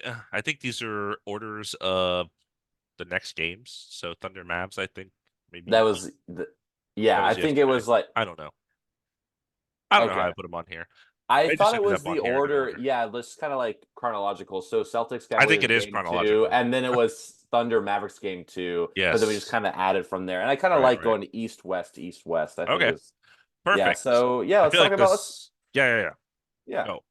Go. Or me go. Who goes? You It's go? I go? You I go. go, I'll you go. go. Okay, so we haven't talked about Thunders and Mavericks since game one, and game five just happened. So that was Yeah, 4 games that we missed out on. A lot of series has occurred. Let's back up, rewind a bit, all the way to game two, in which Luka Ball was prominent early on. And Mavs got up in the first. He still looked hobbled at the time. He ended up finishing 29 points, 10 rebounds, 7 assists. That's pretty good. Him and Kyrie were doing a great job facilitating for their open shooters, and the Mavs ended up shooting 18 of 37 from three. That's 49%. PJ Washington who on this podcast I said could have been a breakout player in this playoffs. 29 and 11. And then Tim Hardaway Jr. had 17 in just 9 minutes. On the other end, SGA, 33 points, 12 assists, 8 rebounds. Jalen Williams had 20 points. And then Chet was the only other player in double digits with 11. Josh Giddey ended up getting benched in this game, which is going to be a common thing in the games to come. After just playing 11 minutes, causing the Mavs to have to put Gafford and Lively on Chet. Chet didn't really take advantage of this like he did with Valanciunas in the first series, where he was just too fast for him on the perimeter and could either get open shots or drive right past him to the bucket. Yeah. So the Mavs ended up winning this game really just due to their elite three-point shooting. Yeah. I was happy to see that. Thunder did win the first game, so it was nice to see the Mavericks kind of bounce back, steal a game in OKC. They got the momentum. They're heading into Dallas, and where they prevailed again. Game three, the Dallas Mavericks won. Kind of same story. Luka carried a lot of the offense in the first half. Kyrie took over in the second half. Luka took a couple of like nasty falls, and it seemed like, especially toward the end of the game, that he was just kind of a decoy. He's a lot slower, not as like tenacious on defense as he was in the first series or even like the game before. Slammed his face in the court. Yeah, that was hard to see. PJ Washington, we mentioned, had another good game, finished with 27, which is really good for him. That's not numbers he usually He averages. is corner shooting the lights off. Lights Yeah, out. and then the lights out. What am I saying? Uh, what are you doing? So, and Derek Lively actually toward the end of this game got more run than Daniel Gafford because around the 4 minute mark, at the fourth quarter, Oklahoma City were losing by like 6, 7 points. They decided to hack a Lively. Basically, every time the Mavs were on offense, they would foul Derek Lively, who was throughout the season, I think about 55% from the free throw line. And he actually ended with 8 of 12 from the free throw line. So, the lights were bright and Derek Lively showed up to play. So, very good to see him. There's actually a really funny clip. Once they figured out this is what they were doing, there's like a clip of Derek Lively running away from Chet, like Yeah, under it's the such a goal. goofy little And clip. it's so goofy. And the more I was watching that, I thought, maybe this is something we can talk about in the off season, but I feel like that should be illegal to just like, if you're obviously fouling somebody just to get them to the free throw line. Like I know it's a tactic, but it seems so like hacky. I know it's hack, but it's, you know what I mean? Like I feel like, This is something I kind of wanted to talk about with when I had my whole like foul baiting rant or yeah, whatever. Whenever was that last episode? I don't remember. I Um, don't remember either. but I didn't mention it, and it's great because now I can mention it here. I think basically what foul should be is players not playing the game correctly, therefore the other team is rewarded. So this is clearly not that. I feel Yeah. like I fouled you because I accidentally hit you when you were shooting, and I'm not allowed to do that. Therefore, it is a foul, not something you do on purpose to prevent something from happening. Um, Yeah, which is different than like a take foul because I feel yeah, like that's like, oh, you're on a fast break, I'm gonna foul you. That's a bit more. It's seems like you do get rewarded because there's a technical and you get possession. This is yeah, literally like you shoot 2 free throws, which is like, and yeah. you're always And gonna, the take foul was just established like yeah, 2 years ago or whatever. So, yeah, which uh, I like. That's I something do I like think. it a lot because the take foul Yeah, was awful. yeah, I hated it so much. So yeah, I think that's I think that maybe that's what it is. Intentional fouling. Maybe that becomes yeah. like a tech kind of situation. That would be interesting. Yeah. And the rule is right now, as it stands, that you cannot intentionally foul 2 minutes left to go in a quarter. So literally for 2 minutes before the 2 minute mark, they're just every offensive possession fouling Derek Lively. And it was like not fun to watch, didn't help them win. And it just, it doesn't seem very sportsmanlike or like you're supposed to win on the merits of the game. How's Right. intentionally fouling the worst free throw shooter? Like, even when you inbound the ball, you try to get it to your best free throw shooters. Like if there's like toward the end of a game, and then let's say it gets to someone who isn't good, you foul them. That's like tactics, right? This is such a like, Yeah. I don't know, yeah, tactic that's just, It's let's do this because we can't win the right way. yeah, Yeah. exactly. Thank you for saying it. So it didn't work out for them, which makes me happy, just because it's just such a weird tactic. But on the Thunder side, SGA carried their offense, finished with 31, 10, and 6, but no other Thunder player had more than 16. J-Dub had 8 assists, which was cool to see. Giddey only played 13 minutes this game. And yeah, I've also saw in we're gonna talk about it later, but Giddey doesn't even get the start, I think, in game 5. He did. He did. No, He did not, right? Or he did? no, he did not. Yeah. Yeah. Mavs had also 11 more offensive rebounds than the Thunder. They shot 10 more shots. We were talking about their lack of size and rebounding, and game 3 really was a example of just the Mavericks having that advantage. Yeah. But I think things got interesting in game 4.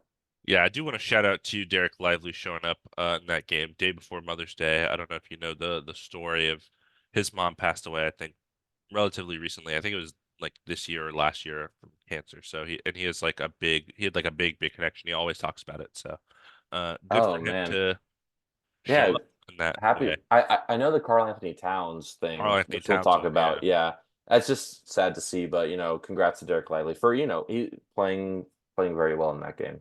Yeah. Definitely. Yeah, on to game 4 though, it looked like Mavericks are going to go up 3-1 here. They were really doing well all game. Great playmaking from Kyrie and Luka again, just setting guys up.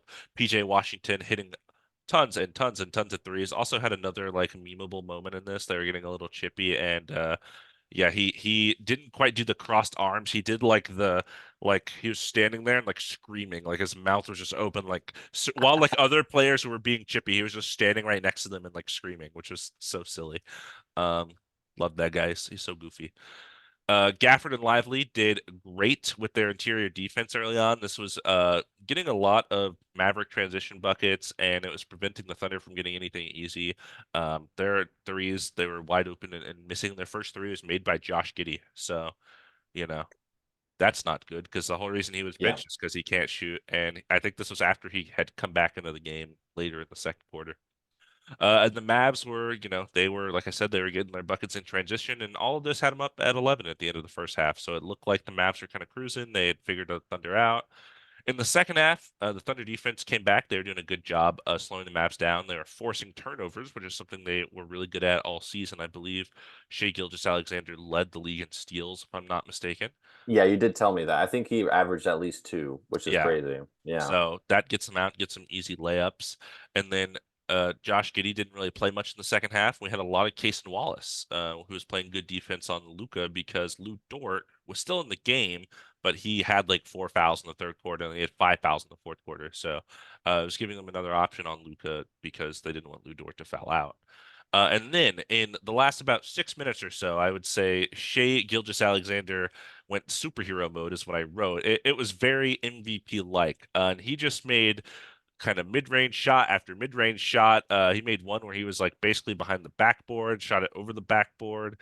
And he just looked like he couldn't miss. I mean, it was, prime time stuff. And they ended up crawling back into this game and winning. And a big part of that was Mavs missing 11 free throws, a lot of which came in the last couple minutes of the game, all around for their team. Luka missed one. I think PJ Washington missed a couple. Yeah, like everybody was just missing free throws down the stretch. So the great performance from SGA ended up getting the Thunder a comeback win in a game that the Mavs looked like they had the whole way. So I was making it a 2-2 series going back to OKC for game 5. Yeah, with the momentum. I mean, that definitely if you want to talk like MVP, like he definitely looked like an MVP in game 4 down the stretch. And I was lucky enough to catch the ending of that game, or unlucky enough, depending on who you're rooting for. Right. I was at a friend's show and I was checking on the score every now and then. It was a comedy show, so between comics, I was just checking, and it's like, oh, Dallas is good. Like they got this. And then I see text from you, Thunder coming back. He's doing stuff. I was like, oh no. So then I get to my car and Wait, I was wait, wait, texting. wait, wait. I no wait. I get to my car. I'm in Glendale. I live in Van Nuys. I'm in Glendale, which is about 25 minutes away. I sit in the car for 20 minutes to watch the last like 5 minutes of this game, and I'm Right. just like in my car, like, what, Luka? Don't miss that. What? Why are you missing those free throws? I was just like yelling. So that was fun. And then I drove home with tears in my eyes. No, I'm kidding. Naturally. But I'm just glad it was a good game. Like honestly, very proud of the Oklahoma City Thunder for winning that game, especially on the road. It's never easy. Also, I don't know if you know this, but every time the OKC Thunder get back to Oklahoma City, their fans are waiting for them at the airport. Oh wow, I didn't know Yeah, that. and they literally go up to the gate and they're there like, yeah, and then like they give them like high fives and stuff. It's At like, like 2 a.m. yeah, it's like night, the dead night, and they're like, and then there's like people there with signs You and know, I stuff. did see this clip. I saw this clip of. It's cool. I Like I think I honestly, kind of scrolled past it. I didn't even realize what I was looking at. yeah, it's Uh, nice that connection. Like how you said, like or like the last before the nationally televised games, they went to the local televised game. Like it is, it seems it's very cool to see that they're very connected to this small market. Oklahoma City is not one of the bigger markets or bigger cities in the U.S., and Breaking they seem news. very connected to their local scene in their city. So very happy to see that for them. Um, Very bullish. unfortunately for them didn't work out in game five, did it? And before I continue, I know I texted this to you earlier. What I noticed in this playoffs is every game five, whoever the home team is, they wear their city jersey, and yeah, I noticed that with the Denver Nuggets, Their they ugly wore Black City jersey. their terrible 5280. Oklahoma City wore their ugly city jersey Yeah. as well. Um, and recognize. Oh, New York also wore it in Game Five, the one they just won. They also wore their double New York. I that has grown on me over the year, by the way. Um, it The is pinstripes are cool, the and like the court looks really double, cool too. I the like court the does. court a lot. Yeah, it is sick. I was trying to find. This is a little off topic. I've been trying to find an Emmanuel Quickly jersey for like on the cheap, Yeah, yeah. and they're like all gone already. I was like, are you serious? Ah, ah. So is life. That Time is to get a life. Raptors one, I guess. Okay, get a good city jersey, man. I'll consider it. Get with the dinosaur, then you know I'm gonna buy that. I have to, yeah. You have to, yeah. But okay, so game five, which just happened yesterday, Mavericks ended up winning 104-92. Well, let's break it down. So I think one thing that we didn't really talk about is that game four, Luka complained all the time. He was more, I think, preoccupied. He didn't look himself. He looks still hobbled, still injured. His right knee's kind of messing with him, complaining about every call. Game five, he just kind of buckled down and just did Luka, Luka Yes. magic. He did his thing. He ended up with Point 31 point to points. him. Point to him in your background right there. Oh, this guy right over here. Yeah, he ended up with 31 points, 11 assists, and 10 rebounds. Still didn't look healthy. His knee did look a little bit better, seemed a bit more comfortable in the offense, was going at his own pace. He did not complain as much, like I said, which was nice. It just seemed like he just was out there to hoop. And, I always think about that. Like, do you think coaches after the game are like, Luka, come on, like, just stop complaining. He needs to stop complaining. I feel like at some point you mention it, but like when it's the guy of your team, it's like, can I It's tell kind this of guy what to do? I don't know. Is he gonna get me Yeah. fired? It's like don't hurt me, don't hit me, but like maybe stop complaining. Yeah. Um Derek Jones Jr. Man, he had some highlights in this one. It was very cool to see. He took advantage of Luka's gravity, as you so eloquently put. He hit some open shots when the other guys were not. Tim Hardaway, Have Dion have Waiters. you seen the clip? No, what happened? Tell me. Dude, Tim Hardaway, man, it was like I think the winding moments of the first quarter, maybe the second quarter in this game, he hit like a or he had the ball in like the corner, shot it like a corner step back mid range off the like not the top of the backboard, but like the front top, like the top of the front of the backboard, hit nothing else. The ball gets like thrown around. It's offensive rebound, gets thrown around. He gets it back, steps up for like a mid range, and just banks it and doesn't even hit the rim. And just like so two shots in one possession, he just throwing the ball off the top of the backboard. I was like, oh, what are you doing? Dude, he is honestly, he is like the KCP of the Mavericks. It's so funny. But not even as good because he's not even like a defender. But it's so funny because I think it was the previous game. I literally saw him sink like a three that was so needed. The Oh, next like it was possession, super he clutch. literally just threw it out of bounds. Yeah, I was yeah, yeah, like, yeah. okay. I guess that's just the reality you have to deal with. Anyways, Derrick Jones Jr. he received a ton of lobs from Luka, like some from half court, and they looked so cool, Oh so yeah, funny. he was He throwing also 60-foot passes for Dude, he lob. That loves was that, kind and of I wild. love watching it. Also, Derrick Jones Jr. got a really good block on Chet. He jumped like from the Yes. paint all the way out to the 3-point line. Got a good like clean block on that. Jaden Hardy got minutes for 15. He played 15 minutes, which was a bit random. I did notice that when watching the highlights, and I was a little confused about that, but it seems like he did a good job. And Dante Exum has not really seen the floor as much for the Mavericks, who was pretty good during the regular season. There was one game, I think it was against the Lakers, where he just sunk like 6 threes, and that was like a big reason why they beat the Lakers. So, yes, yes, that's what I'm talking about. We'll get there. Mhm. Um, but on the other end, so the Thunder, obviously SGA led them down the stretch. He was 38-6. His foul baiting was getting a bit more prevalent. I don't know if you want to talk about that specifically, but Yeah, there's just um, a couple of times where like he would drive into the paint and instead of like going for a layup, he would like just like shoulder a guy and then fall down as he's like kind yeah, of throwing the ball up. And I was like, that wasn't a basketball move. that's like an offensive foul. That's what we talked about this when we ranted, but like Yeah. that's that. Yeah, Because sorry. and the reason I wanted to bring that up is because in the last game where they came back and won, he didn't really do that. He just kept shooting like mid-range jumper after mid-range jumper and just draining them. And I was like, oh, this is awesome. And then I saw that and I was like, this is not awesome. It's I like don't you love don't need this. to do that. You don't need to foul bait to win games. It doesn't win you games. It doesn't win you series. It doesn't win you championships. You know what I mean? Like, And it sure, in the certainly regular, doesn't win you my love, that's for sure. absolutely, and that's all that really matters is our love. 2-man games love. Come on, guys. But you know what I realized about the Thunder is that SGA can do everything in his power to win, but really some of the secondary guys really need to come alive, and they did not in this game. J Dub, Lou Dort, Chet Holmgren really struggled offensively. Isaiah Joe, this is the one. Isaiah Joe started over Josh Giddey, but him and Casey Wallace just could not make their threes. And Isaiah Joe is famously like 42% from the three in the regular Right. season. Like he's a really good 3-point shooter. Casey Wallace is a very good defender, which I think we've mentioned. But the others for the Mavericks are just better this game, and the Mavericks were the better team, and they were able to steal a game in OKC, get the momentum back on their side. They're up 3-2. Do you think Dallas will close it in Game 6?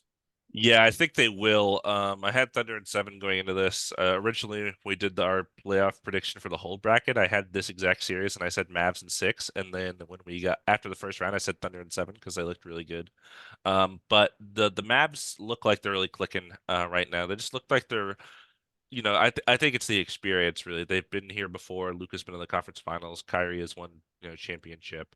And though they're role players, Washington, Gafford, those guys, Lively's a rookie, haven't been here. I think the veteran presence of their best players is really kind of carrying them over the top because they know it needs kind of be done to win these games. And that's fine.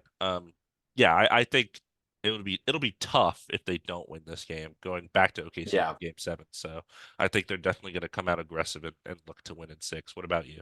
What do you think? I totally agree with you, but you did miss, I think, the biggest part of this Mavericks team.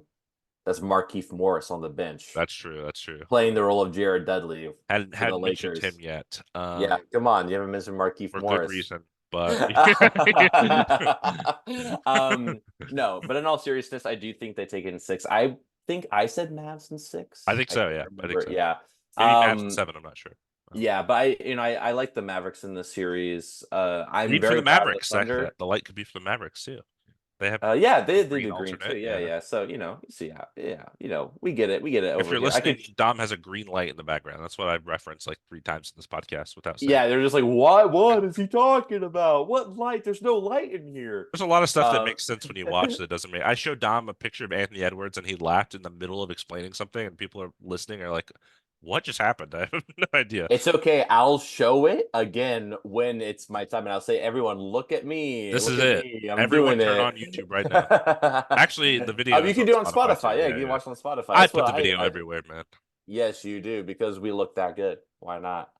Yeah. But yeah, I think Dallas gets it in 6. They're going back to Dallas, and it's a really even okay, I gotta admit the OKC fans, amazing, great, super loud, definitely there for their team and on the side. But Dallas also has like American Airlines Arena, like has a great fan base, and they're gonna they're gonna be really loud for them and be really hyped. So, I think Luka kind of gets it together and is able to kind of, he is a little bit hobbled right now, but I think he manages to um, stay healthy enough to win this. Hopefully, at least if you're the Mavericks, you want to win this so then you get a little bit of rest while Timberwolves and Nuggets have to deal with game 7. Right. You get some rest. So, I mean, Mavericks definitely want to win this for sure.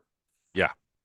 Let's head back out east. Jason Kidd doing a great job of coaching for the Mavs right now. Used to be Rick Carlisle, who is the Pacers coach. Oh, Oh, and speaking of Rick Carlisle, before we get into game three, the first two games, he and the Pacers organization submitted 78 missed calls by the refs to the NBA after their first two losses of games to the Knicks. We mentioned in our last podcast how, was it game one or game two? I think it was game one.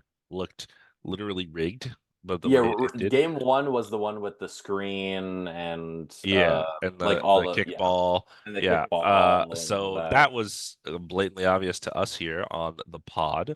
Um, and yeah, so he submitted a bunch of things. Interestingly, the 76ers filed agreements about officiating as well in the first round against the Knicks. So two rounds in a row they've had, opposite teams file grievances. That's an interesting thing to note. I don't remember exactly what we said, but it's a little weird to do this.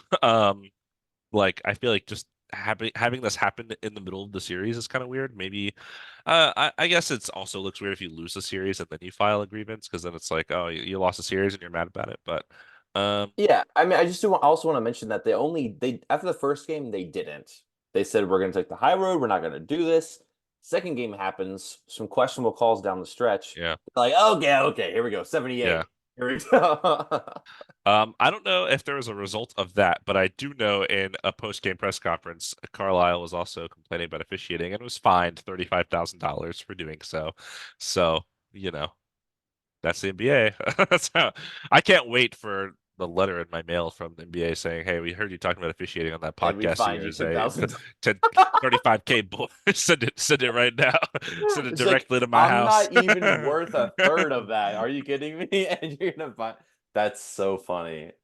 You think they just find all these all like the like commentators who are like the Yeah. officiating was atrocious, 35,000. It's like mail that to Stephen A. Mail that to Shaq right Mail now. the Mail it, mail mail the it, bill. Send the bill. mail the bill, send the bill. You can write it directly addressed to Adam Silver. You could pay it up. Paid up, son. Oh, oh, that's too funny. But yeah, going into game three, Yeah, in Indiana, and yep, this was a very exciting game. Pacers down 2-0. Their crowd was, very into it, very ramped up, I think, especially with the questionable officiating in the first two games. Tyrese Halliburton finally showed up. He was aggressive in the first half, scored 23 points, as well as set up other Pacers to score when the Knicks started blitzing him with double teams. Um, After 3 minutes in the first quarter, Jalen Brunson ended up leaving, apparently re-aggravating that foot injury that we mentioned last time on the podcast.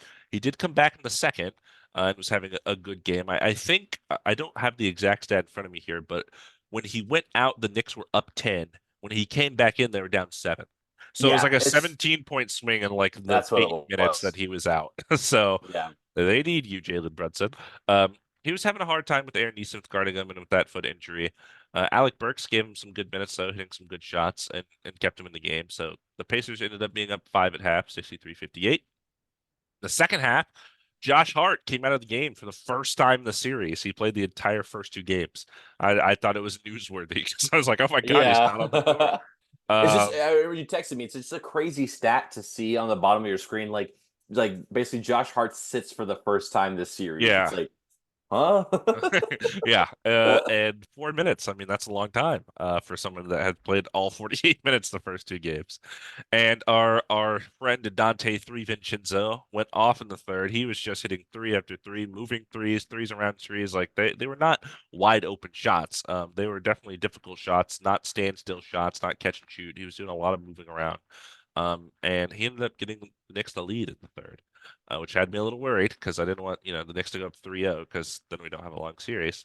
Yeah. But down the stretch, the game was close. It was competitive. It was chippy. They were talking. They were getting each other's space. These two teams really seem like they have not liked each other so far this series. Um, and then Andrew Nimhard, he was having an awful game, by the way. He could not Yeah. guard Jalen Brunson.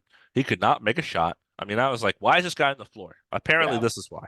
Um, Tyrese Halliburton had the ball with about 5 seconds left on the shot clock and could not do anything. Had picked up his dribble like way past the 3 point line and just kind of threw it to Nimhard and was like, "Here, I don't know what to do."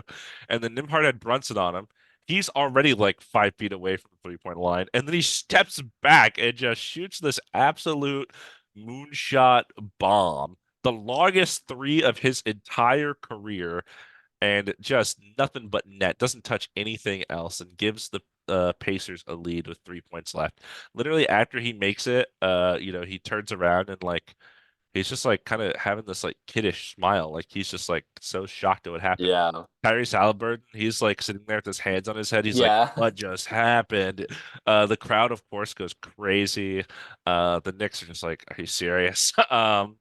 And then going the other way, about 15 seconds left, instead of attempting a shot, Jalen Brunson, I called you out for this last time, pump fakes a three and then tries to jump into the defender while shooting, trying to draw a foul on a 3 point shot so he can get the three free throws. And they didn't call anything. And I was like, yes. Good. Good. Awesome. That's how And then basketball is played. yeah, the Pacers ended up closing it out. Pascal Siakam had a decent game. He had 26. Miles Turner had some timely shots, finishing with 21. I don't remember if it was this game or game four, which we'll talk about because we'll go through it quickly because it was a blowout. But Yeah. Miles Turner had a crazy shot. I think it was game four, where like he was at the 3 point line and had like two guys in front of him, and he kind of just like threw it up while like It's a game. falling back Yeah. and made it. And I was like, It that was was an like, insane shot. I was like, that yeah. made no sense. Um, DiVincenzo career high in the playoffs at 35 in the loss for the Knicks, and then Josh Hart 15 points, 18 rebounds, just Josh Hart things Yeah. naturally. So yeah, Sounds about that right. that was this game. It was a close game, and it was a crazy ending for sure. Yeah, I'm very proud of the Pacers for, really sticking with it and winning that game. I think just overall in the series, TJ McConnell deserves to be shouted out as Oh well yeah, as Obi Toppin. I think we're going to talk about them a little bit later, but my they've just favorite been duo in the great. league right there. They've been great off the bench for the Pacers. Like it's been I crazy. think Josh Hart said something at the end of one of their games about TJ McConnell. He was like, he's just like a little pest. Like he's just annoying, and like Yeah. you can't get rid of him, and he's just awful. Yeah, it's definitely one of those guys you want on your team and not playing against you for sure. Yeah, and it was Um, like a respect thing. Like he wasn't insulting him. of course. But yeah, like you mentioned earlier, game four, blowout win. Pacers just from the get-go blitzed the Knicks, and they ended the first quarter like up like 32-14. Like it was nasty. It might even been more than that. They were defending full court. They just pressed the Knicks. They gave them no room to breathe. They tired the Knicks out. They were trying to make these tough shots. They couldn't make their shots. Pacers shot 60% and 48% from three in the first half. And the Knicks only shot 36% and 14% from three. I mean, you got people like Dante Three Vincenzo. It's like you got to be making your threes. Jalen Brunson, obviously very good 3 point shooter, just was not made. You're lagging out a little bit. Was Sorry, very odd. you just had Wait, like can you hear me now? yep, you just had like 10 seconds of robot for a second, and your video has also paused.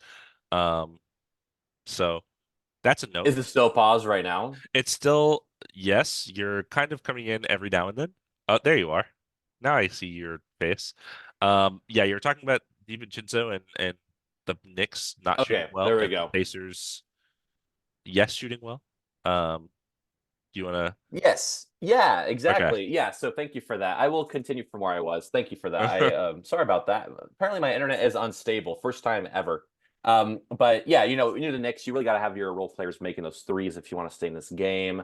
And it was just their lack of depth was just very obvious in this game. OG, we haven't mentioned him. OG and Anobi hasn't been playing since Yeah, the he was game he was two. he was out. No, he was out game three. He got injured in game two. Didn't play in That's game what I three. meant. Didn't play in Yes. game four. Yeah, That's what I I meant. totally Yeah. should have mentioned that last for the last game. Yeah. Also, Mitchell Robinson is out. Bojan Bogdanovic is out. So they have a seven-man rotation, and they're throwing in Alec Burks, basically, who's not a bad NBA player, by the way. He's actually been pretty good in this He's been pretty series. good, but this game four, Knicks seemed tired, and they just had no one off the bench that could really give them that energy that they needed. The Pacers had seven more rebounds and seven more fouls at the end of the first half. And the Pacers were up 28. Yeah, I thought it was worth noting that they had 7 more fouls than the Knicks and were killing them. Yeah, like that's crazy. And up 28 at the end of the half. Second half, and they increased the lead to 38 in the third. And then what's crazy to know is that the largest Knicks deficit this season was 32 prior to this game. So no team was winning more than 32 against the Knicks, except the Yeah, Pacers. They got up to 38. And eventually 43 in the yeah, fourth. And that's when, they you have a note here. Time of death for the Knicks, 44 seconds left in the third.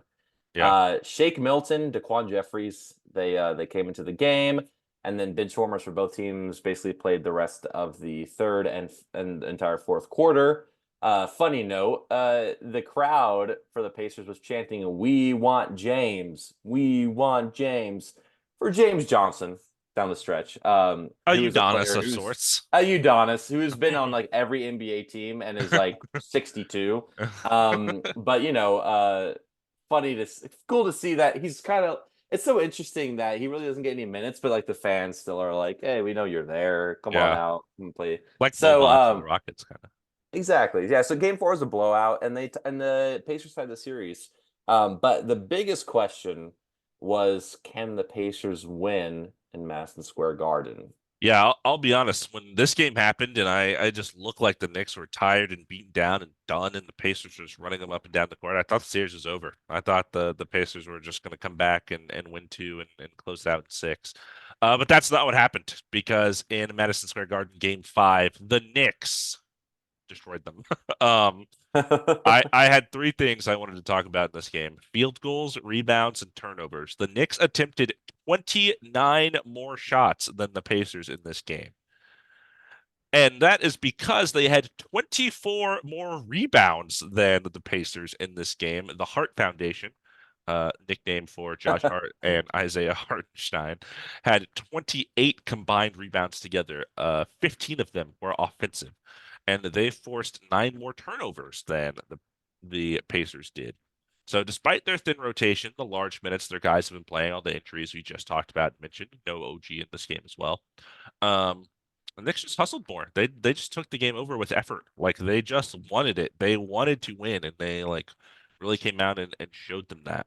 You had a note here: Isaiah Hartenstein tying Charles Oakley for most offensive rebounds in a playoff game with 12, which is the Knicks record. So, Yeah, and that's huge. crazy. Yeah. And yeah, when you shoot 30 more shots, you're probably going to win. That's that's kind of how it goes. Basketball's a possessions game. So if you get those rebounds and just keep checking up the shots, eventually they'll go in. Aside from that, of course, 44 points from Jalen Brunson. Yeah, that doesn't hurt. He's had an awesome playoff. He's averaging like 36 or something crazy like Yeah.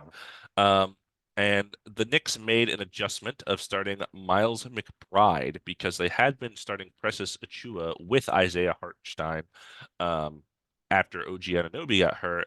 And that was kind of clogging up the paint, like I mentioned earlier with the Cavs with Evan Mobley, Jared Allen. Neither of those guys can shoot. So Jalen Brunson is a guy that really likes to operate in the mid range, really likes to get to the basket. You have 2 big guys down there. That's kind of hard to do. So this time they started McBride instead of Precious. He got to operate a little more, and it clearly worked better. Um, and then Miles McBride, Alec Burks, and Josh Hart all had really good scoring outputs. You had a note. Do you want to say your Yeah, I note? just, I just want to say this is the first game of the series that the Knicks deserve to win. Look, I know it's a little bit petty to say that, but like you could really see that their effort was there the whole, especially in the beginning of the game. I mean, once you get up by like 20, 30 in the fourth quarter, I get it. You can let loose. But, with all the questionable calls in the first 2 games, you can believe what you want to believe. This was the first game where the Knicks looked like the better team. Like it wasn't like they're about the same or Pacers are better. I was like, the Knicks wanted it more and they won. I So mean, going into honestly, this it's game, it was like I guess going into game four, like all of their games had been clutch games except for one game in the first round. Like Yeah. all of their games were within five in the last 5 minutes. So they blew somebody out finally. Yeah, and that's good for them. I honestly, I'm happy to see that.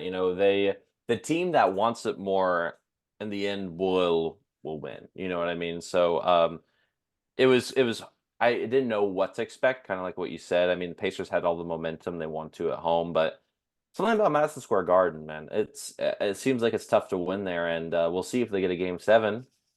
We'll Yeah. see. But congrats to the Knicks for edging that one, or not even really edging it, just destroying the Pacers. Yeah, and the other way, the Pacers just didn't look aggressive enough. This was a Tyrese Halliburton game where he shot like 5 shots, which he did earlier in the series.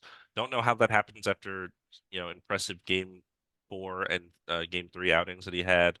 Also, I thought it was worth mentioning that Isaiah Jackson only played 6 minutes because I think he's been really good in the series down low.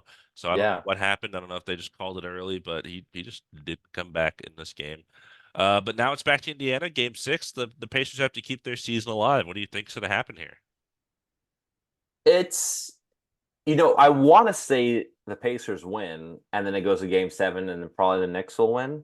Yeah, But it's tough because it's tough. I really don't know. This is a series, kind of with like next series we're going to talk about. I really could see it going either way. yeah, At least, we have two more games possibly for the Pacers and yeah, Knicks.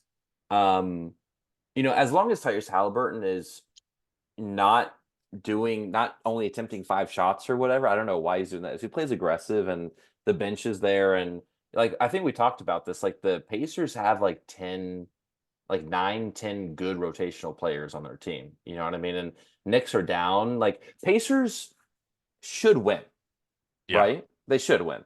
But the thing is, they don't have Jalen Brunson. So that's the real question. Like, is Jalen Brunson healthy? Is his ankle still messing with him? I mean, 44 in the last game tells me it's not really hurting him too much, but you never know. I would probably say, I don't know why I got so close. I would probably say that I probably said the Knicks win the game six, but I want it to go to game seven for sure. But what do you think? Yeah, Knicks did close out 76ers in Philly game six, which is a tough feat to do. I I'm still leaning Pacers winning game six. I think they are a team in their youth and who they have that they just perform better at home. Yeah. I think they're just going to play well in front of their home crowd in comparison to this game five. I think they don't want their season to be over. Their backs are against the wall here. Maybe that's how the Knicks felt after getting absolutely blown out in game four. So maybe that's how the Pacers will feel after getting blown out in game five. You They'll hope, come out with a little more Yeah. aggression. Yeah, we didn't talk enough about TJ McConnell in either of those games too that the Pacers won games three and four. He, is a crowd favorite in Indiana, getting what he wants in the paint. You froze again, by the way. You're just staring at me. Um, but he did really, really, really well for there you are in those games. He was getting to his spots in the mid range. He was getting to the basket.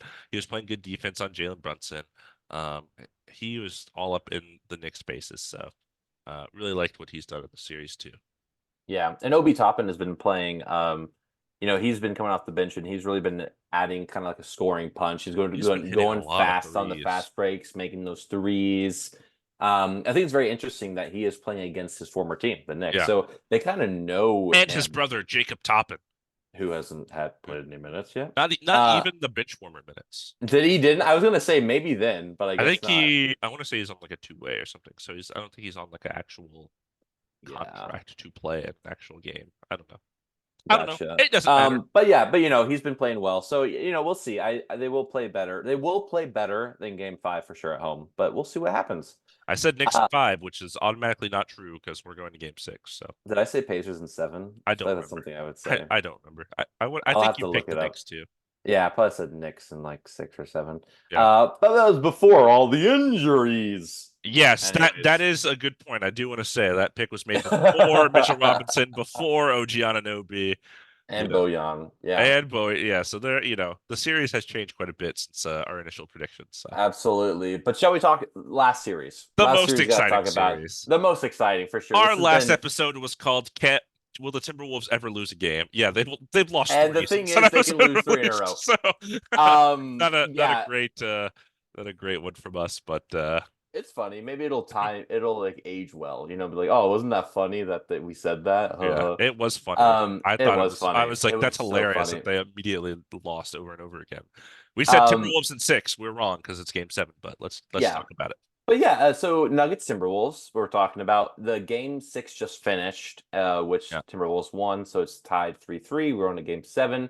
But before we dive into game three of the series, Karl Anthony Towns was named the social justice champion of the NBA. So he'll receive the Kareem Abdul-Jabbar Trophy for his voting rights advocacy, as well as work across justice and education systems. And $100,000 will be donated to the Boys and Girls Clubs of the Twin Cities. So, just a nice thing I want to be to kind given of a mention. Kareem Award. I feel like Kareem is like the most legendary guy in terms of his like stature with the NBA and all that. For Like he's like real, the guy, like the most upstanding citizen there it is. is. He really is that kind of guy. It's so interesting to me too that the MVP award is Michael Jordan, and then Kareem Abdul-Jabbar gets Social Justice Champion. But like, Yeah. that's not really an award voted on, or like you said, like it's not really one that people talk about. So Look out interesting, for the but Jerry West Clutch Player of the Year. ugh. But it is, nice to see that he won that and all the work that he does. So congrats to him. Let's talk game three. So game three, I'm not gonna lie, I watched this. I went to a show, a friend's gig, and I just watched this kind of in the bar, and I was pretty surprised. So the Nuggets won. The Nuggets kind of blew out the Timberwolves. This is after the Timberwolves won two in Denver. So they're up Convincingly. 2-0 very Game two was a convincingly. splat fest. Their defense was incredible. Rudy Gobert didn't even play game two, no problem. Shout out Romeo Everyone, Gobert. shout out. All of the news analysts and sports analysts were like, "Oh, they're gonna get swept," or "It's Timberwolves easy in five," Yeah, or who would have said that? Oh, yeah, God. it's just so funny how people love to just kind of overreact about stuff like that. But game three, funny little note, Jamal Murray was booed every time he touched the ball, which I think is pretty After the funny. old heat pack incident. Yeah. Oh, that makes sense. That actually makes a lot of sense. It's been so long. I thought that was like 3 years ago. I don't know where I've been. But he got off to a good start in this game. And honestly, it seems to me like the Nuggets win if Jamal Murray's turned Yeah, on. Like yeah. that he has to be a force on offense for them to kind of win. But he got off to a good start. He got 16 in the first half. Michael Porter Jr. Was driven off the 3-point line because he's lethal behind that, but he was still able to get to the basket. I mean, he's 6'11". Yeah, he's up there. It's hard. No, you're lagging at me again. Nuggets just looked There you more are. poised. Oh my God. Yeah, And I'm back. yeah, There we go. you lagged out for a bit Um, there. okay, but I'm back, right? I'm Yeah, here, right? That's you're all that here. matters, right? I'm You here. are here. So good news is that Cat was 4 for 4 from three in the first half, but the Wolves offense just struggled, and the Nuggets were up 15 going into the half. And also, is this the game where Jamal Murray made that nasty half-court shot, or was that game four? That's game four. Okay. Anyways, to be continued. Into the second half, the Nuggets offense just continued to operate like smoothly. The refs were like quick with the whistle, so like Timberwolves really couldn't play like a physical defense, which that for whatever reason, this game, that defense that was so lethal just wasn't there. It was very interesting to see that. I also noticed this in game four and game five. Like interesting to see that their defense just wasn't clicking like it was in the first two games. That Um, whistle, man. As soon as you get up on that guy and they blow it, and it's like, okay, I guess I can't do that, and then that kind of causes the defense to, play a little more laxed. Yeah, and what it doesn't help if your defense isn't doing great and your offense isn't going great. So they just struggled. The Nuggets finished shooting 54% from the field and 48% from three. Wolves only shot 44% from the field and 30% from three, and that's just not going to win you a game. And they ended up winning. Sorry, the Nuggets ended up winning by 27 points, which Yeah. is, not, your first game at home, home crowd's expecting you to at least go up 3-0. Game four you lose, whatever. But it was very, were you surprised to see this? Um, yes, because after losing two in Denver and coming and recording this podcast, just thought that the Wolves looked so good and so in control of the series. To see the Nuggets go into Minnesota and just absolutely destroy them like this, was crazy. I was like, okay, that's the team that won the championship last year. That's right. I Yeah. remember when I had them at number one in my power rankings. Yeah, yeah, that makes sense. Um, they showed that they are that team, so it definitely caught me off guard. I did like, could I have seen them win this game by seven? Sure, but to beat them Yeah. by 27, after getting destroyed in the first two games, I was just like, oh, okay, that's kind of crazy. Yeah, just whatever reason their defense was not clicking, and also in game four, whatever I don't understand what was happening. Let's talk about game four real quick. Yeah. Game four, this is in the wrong spot, so I'm changing it real quick. So I'm like, what? That's in the wrong place. Um, the Wolves had an early lead thanks to 9 quick points from Anthony Edwards. This was on Mother's Day too, I believe, because I think I had to drive home during the second half. But the Nuggets ended up going on a big run at the end of the first quarter and start of the second quarter. Just so you know, your screen is frozen again, by the way, while I'm talking. Um, they made 10 straight shots on offense, the Nuggets did, to end up going up on that run to go up 16. Jokic started demanding the ball. He was just giving me the ball, get isolation going against the Timberwolves, and then he was just backing down, whether it was Gobert, whether it was Cat, didn't matter. He was just backing him down, scoring over and over and over, and they couldn't do anything to stop him. It was quite impressive. You might need to say who it was again because on my end, I didn't hear you for like 10 seconds. Great. So who was backing down people? It Was was Jokic? Jokic. It was Okay, cool, Jokic. cool, cool, cool, He cool. called for the ball, requested ISO. He was like, "Get away from me," and just backing down whoever was guarding him and just scoring with little post hooks over and over again. And then Anthony Edwards ended up leading the Wolves on a run of their own, closing the gap to 7. So it was a pretty close game. And then with 15 seconds left in the half, the Nuggets score 8 points. And I remember pretty much exactly what happened. I don't remember the exact player. Somebody hit a three. And then the Wolves missed. Nuggets got a layup in transition. So that's 5. 2 seconds left. Nikhil Alexander-Walker tries to throw a pass all the way down to Mike Conley or Anthony Edwards, I don't remember. And they miss it. It ends up in Jamal Murray's hands. I think it's Mike Conley. He doesn't want to foul him, so he just kind of like sidesteps, and Jamal Murray just steps up half court, beautiful shot, nothing but net, right in front of Kevin Harlan. Kevin Harlan's doing the commentating. Jamal Murray looks right at him and does this like kind of pose. Kevin Harlan gets up out of his seat, like screaming at him, like, "Oh my God, what a shot!" It was pretty crazy, and I sent you the picture from that. That was a What's so funny is I also missed part of this game, and all I got from you was a picture of that, and I was like, "Oh my God, what's happening right now? yeah, This can't be good." it was a crazy shot, and it really, I think, kind of swung home momentum because the gap was 7, and they scored 8 points in 15 seconds to get a 15-point lead at half. And one of them was a crazy half-court shot, so it really kind of sealed the deal, I think. Going into the second half, Anthony Edwards tried to do his best to carry him back in. He ended up with 44 points, 5 rebounds, 5 assists. Cat was extremely inefficient and did not contribute much. You mentioned we were going to talk about this earlier. Also, Mother's Day, like I said, this game was on. Um, Karl Anthony Towns lost his mother last season, maybe 2 seasons ago, Yeah, I think too. from Yeah, COVID. COVID. So, Yeah. that's obviously very sad. So, I'm sure he had a lot on his mind today, as I'm sure anyone would in that situation. But Jokic ended up finishing with 35 points, 7 rebounds, 7 assists. Aaron Gordon kept the Nuggets afloat in this game when Jokic was not on the floor. He ended up with 27 points, 7 rebounds, 6 assists, which is a great game for him. And he was also bringing up the ball a lot. I noticed this. So the Wolves defense in the first two games, when Jamal Murray or Jokic would bring it up, they would send guys and kind of pressure them, causing it to be hard for them to get in their offense, not giving them a lot of time. Aaron Gordon is much bigger, a lot more physical, and they couldn't do that as much. So he would bring the ball up, and then if they pressured him, then he would just throw it up court to Murray or Jokic, and then they're already in the half court with the ball, and they don't have to worry about that anymore. So that was an adjustment the Nuggets made that I thought worked really well. Aaron Gordon has, I think, been the second best Nugget in the series. Absolutely. Yeah. He's been so good.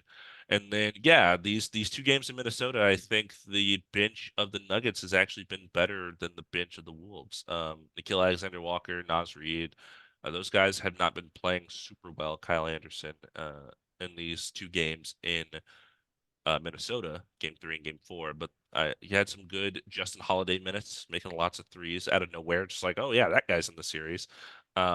Christian Brown has been okay. Peyton Watson doesn't play anymore. So that's worth noting, I Yeah. guess. Reggie Jackson, though, dude, come Reggie on. Jackson doesn't do a lot, but he's there. But he's there. He's got to play.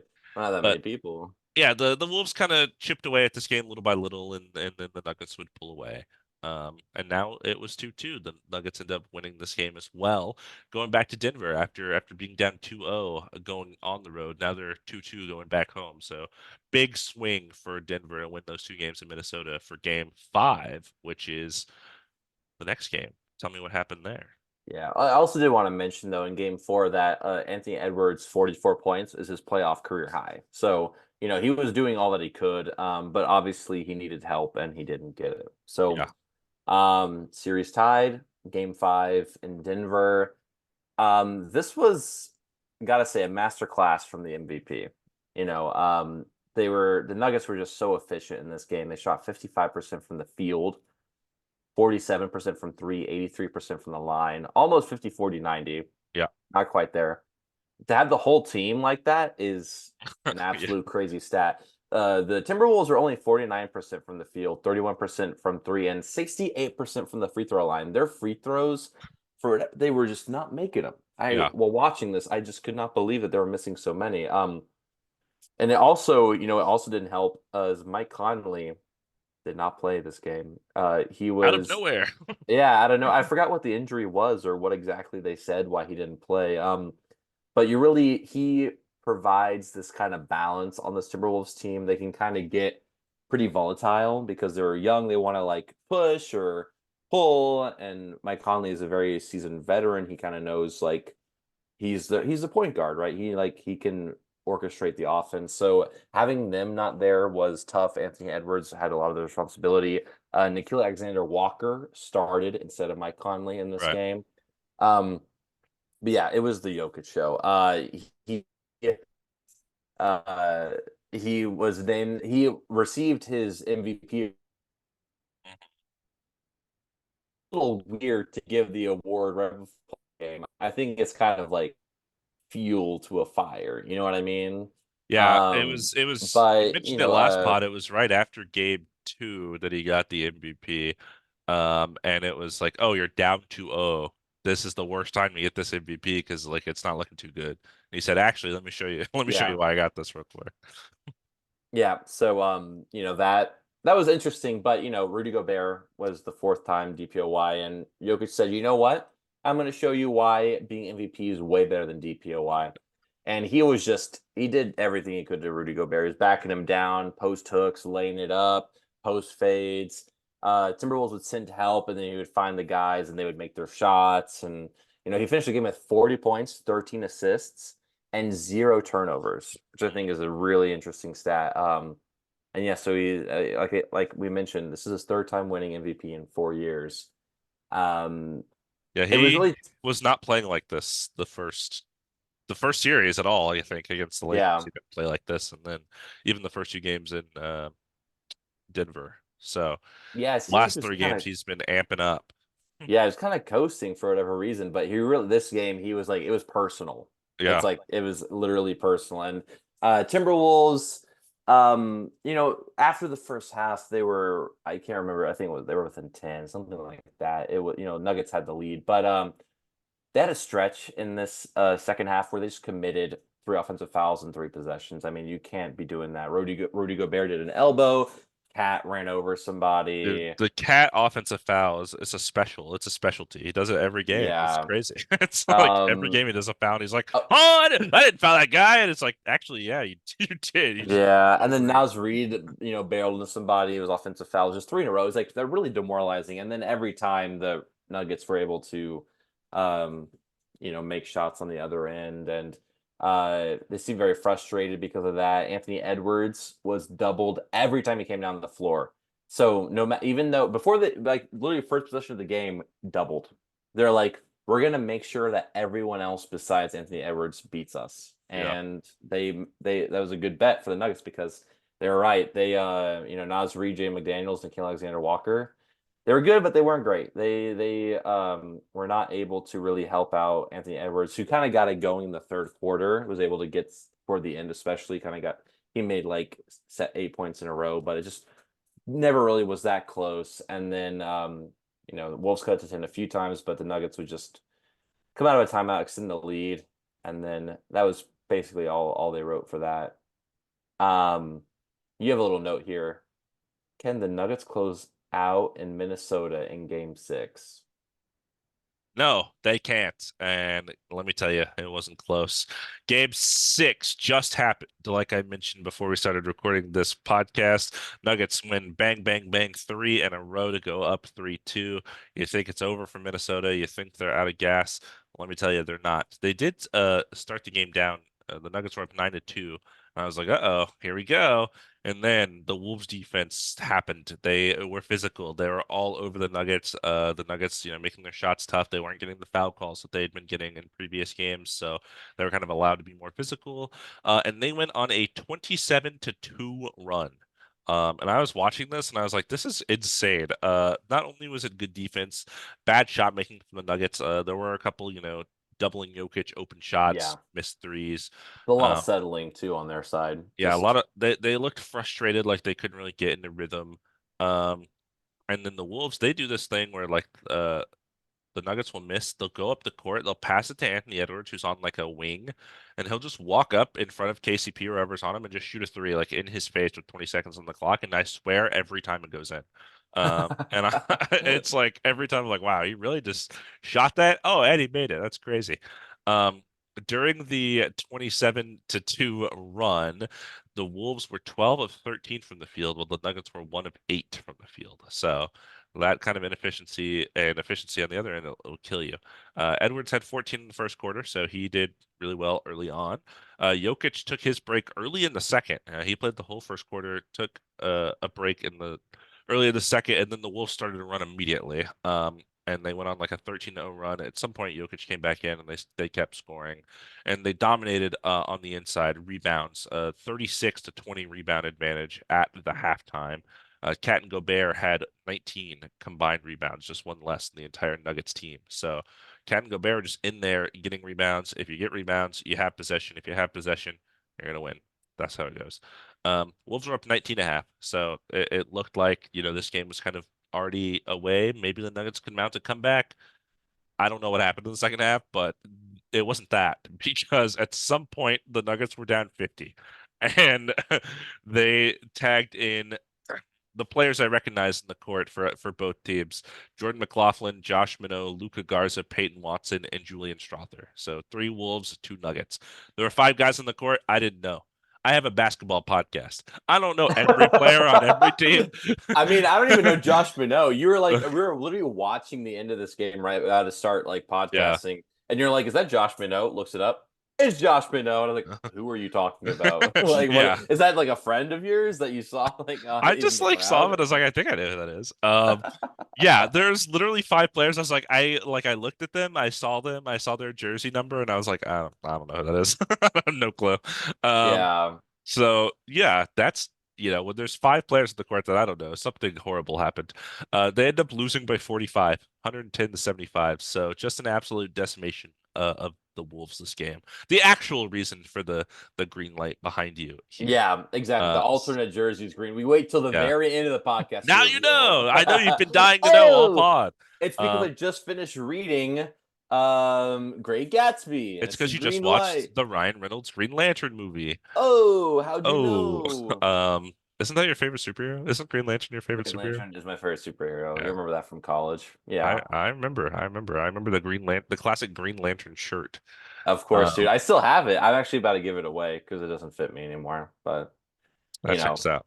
Um, life moves on. But yeah, this game was, man, it 45 was, points, eighth worst yeah, loss in the NBA playoff history.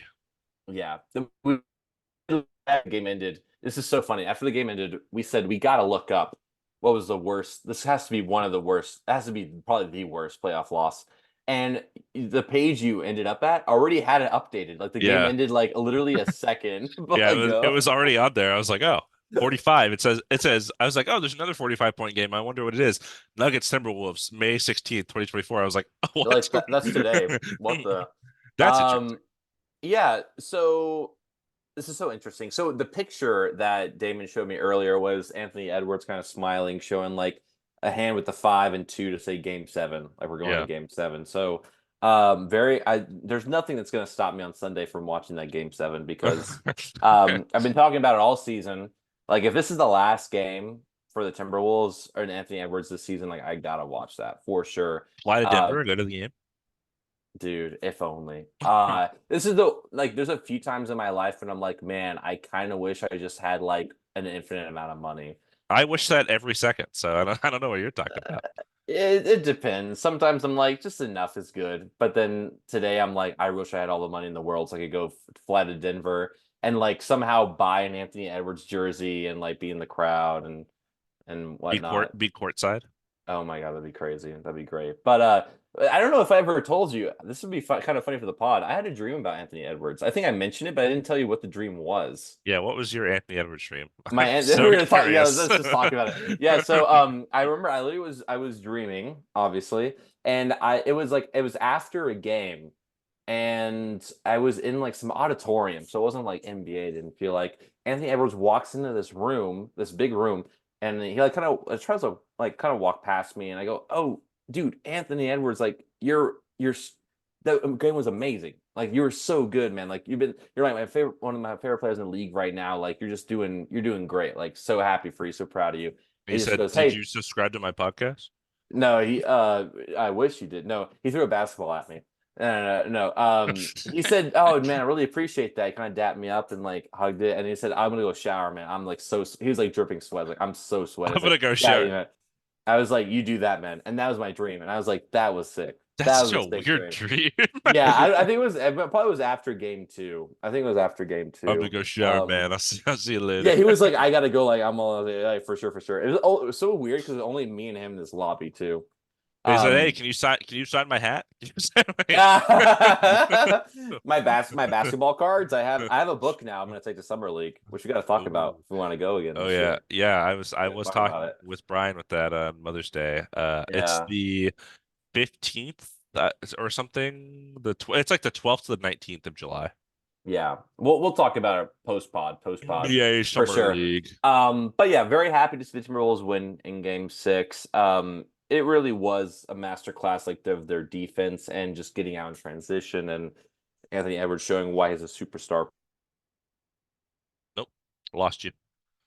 I Oh heard. my God. Yeah, there you are. I heard why shows why Anthony Edwards is a superstar, and then you just like faded into the ether. Well, I just said superstar player, and Oh, then I okay. did fade out. I faded out like this. Um, but honestly, I really hope this is the Timberwolves team that we see in Game Seven, and I really hope that we see Nuggets like the Nuggets Game Five. I I want a really want to close see. game. I Yeah. want the best. I want the best of the. I want the Nuggets at their best, Timberwolves at their best, going at it. Like As that is Miley that's a Cyrus said, you want the best of both worlds. yeah. You want the best of both worlds. Oh, like that's Hannah Montana. Yeah, of course, because this is a different person. It's a different person, right? You mix it all together. Will I get DMCA striked if I sing best of both worlds on the podcast? Only 15 seconds we could do. Okay. You get the best of both worlds. Chill it Chill it out, out, take take it it slow. slow There as you you rock out the show. Yeah, yeah, go. All right. All yeah. right. That's 15 seconds Friend of right the there. pod, Miley Cyrus, everybody. Friend of the Or Hannah pod. Thank Montana. you. Two different people, two different people. Welcome anytime. Welcome anytime. This podcast Um, episode titled "The Best of Both Worlds." that not bad, not bad. It's called Thank You, Metta World Peace. Just because. Why Right.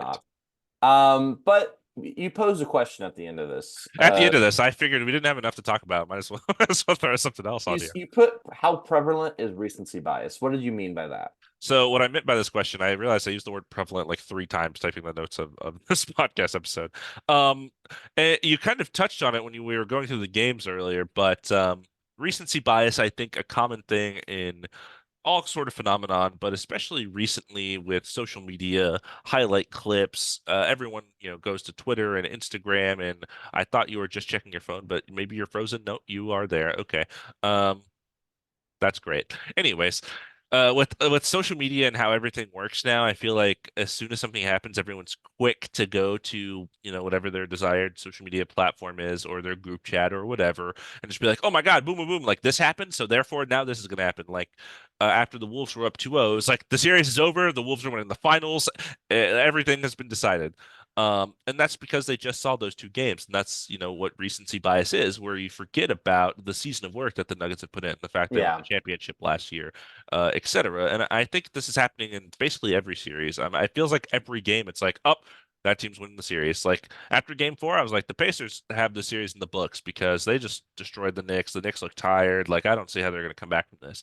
Game five, the Knicks blow them out. Now I'm like, okay, I guess the Knicks won the series. So like it just feels like everything is constantly changing, and we as a sports media, I guess is what we're qualified as right here. But not only that, I'm sure it's active to normal TikTok and things like that. But I feel like people see stuff and immediately forget about stuff that happened in the past, yeah. and don't really analyze a full situation. It's just, oh, I just saw this thing, therefore, like that's the thing that's most on my mind, and informing the way I feel about this or the opinion I have because the most recent thing is the most prevalent on my mind at the time. Yeah, I mean, there's this couple of like, you could really dive into like social reasons why this is happening. You talk about like shorter attention spans, which Right. is just a thing happening now. It's like Yeah. our attention is on the now, and here and now, the Timberwolves just easily beat the Nuggets and went up 2-0, right? So it's like why, and everything in the past doesn't matter, right? Because that's our attention is on the here and now. I think that's part of it. Also, because I feel like at the end of the day, people believe what they want to believe. I lost you. I lost you once more. We Yeah, are I here. don't know, dude. This I can hear you. Hello, I can hear you now, yeah. I dude. said What? you said people believe what they want to believe, and I said, uh-huh, and then it was silent for like 30 That seconds. was it. That was all I had to say. No, the people believe what they want to believe. Like you want to. I wish the Cavaliers could beat the Celtics in the 7-game series, but I know that they can't. So, if the Cavaliers show any signs that they could win, like even after the Cavaliers went up 1-1, they're like, "Yo, is this a series?" Or we can even talk about. Remember when the Lakers were down 3-0 and they won Game 4? Yeah. People are like, "Yo, no one's come back from 3-0. Could Right. anyone do it?" And all the memes of LeBron being like, "I'm that guy." Like, Uh, and they yeah. lose Game 5. And I knew that they were not going to win the series. They're going to lose Game 5 or Game 6. As a Right. fan, I knew, you know. But I wanted to believe that they could win, right? So I think that's a big part of it as well. It is very interesting uh to think like I really wish I could check in with my brain last year, like how I was feeling, and then if it's like changing throughout the years. But I'd like to think that I stay pretty level headed. I think you and I are pretty level headed when it comes Yeah, to that I think kind of for the stuff. most Usually the part, media, and I think they're fed a lot of you that I cut out, I yeah, think, and then you yeah, started going. yeah, Sorry. So I was just gonna say that I think the media is also they're told that they need to like, hey, have hot takes, like say crazy things, and yeah, it'll yeah, be yeah. like, people will talk about it and whatnot. But please, what were you saying? We secretly do that sometimes, in the titles especially. Can the Timberwolves win? Will they ever lose? Yeah, they will. Is the NBA rigged? That's what that episode was called, Yeah, that's what which that is was. Yeah, funny. yeah. But we did actually talk about it. Like, it's not like we didn't talk about those things. Yeah, of We did course we talk talked about them. about it. Yeah. Um, It's just, yeah, it's the clickbaity thing. But the problem is, I feel like you and me know we don't actually believe those things. Like we probably knew that we knew the Timberwolves were not going to go undefeated at 16-0, and we knew that Absolutely not. the NBA is not rigged. So it's just like a question to pose, and you provide evidence on both sides. But I feel like there are people that definitely are like they watch something and they just immediately are like, oh, I 100% believe that that's what's going to happen now. Like that's like they don't really, maybe it's like a lack of critical thinking. Like they don't really process it and analyze it. They're just like, oh, this is how I feel, and that's my gut feeling. I'm going with it 100% because that's what I just witnessed or whatever, you know. Um, Maybe that's it. I don't know.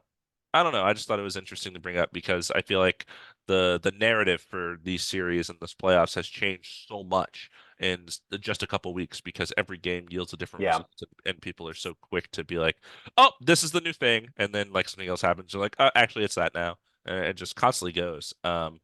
And what could happen is it's going to Yeah. be Nuggets Celtics in the finals, which is what uh people thought before. So all these narratives that popped up out of nowhere don't matter, but we don't really like think about it because it's like in the moment it's like, oh yeah, that's so cool. Like think about, you know, it's strange. Exactly. It's like it's cool. It's like, oh yeah, yeah, I get what you're saying. I totally agree with you. And um, A little you know, it's philosophical for you guys at the end of this one, I guess. yeah, it's interesting to see, we're talking about dreams and philosophies and stuff. It's But 12:15. yeah, that's what kind of happens when the moon comes out, We go crazy up in here. But yeah, it's an interesting questions to pose, and it's fun to like conjecture, like, oh, are the Thunder and the Timberwolves going to go undefeated in the postseason? Because that was a thing in the beginning, right? Right, They both swept in the first round, and then obviously now they're very much in the middle of a very good series against very good opponents, right. So who knows what's going to happen? Um, I'm excited to see what's going to happen. I know next time we talk, we're going to have two series left. Right, right, yeah. That's crazy. Yeah, I guess we didn't think. Who do you think's gonna win Game 7 of Nuggets Timberwolves? You know what? I think Timberwolves. I Think really you think they'll do. clutch it out in Denver? I think they'll clutch it out. I think after, especially after this game, they finally bought into what works. I think they talked about it in the broadcast too. Like in between game two and game three, they had 3 days off. And in those three Yes. days, everyone was telling them that they're the best team, they're gonna sweep all this stuff, right? And Jamal So Murray got time now, to get healthy after he didn't look great.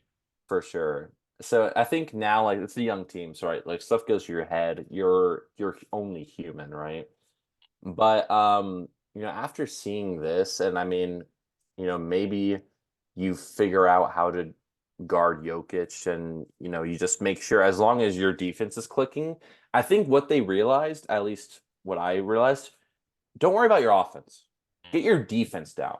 If your defense is locked in, your offense will figure itself out. That's been the formula all season, and that's exactly what worked. So I think, to me, I've always said this before, defense over offense for sure. But that's also a part of me wishful thinking. I want the Timberwolves to make it to the conference finals. So the first time ever, I want to say, I Who knows think. if I know?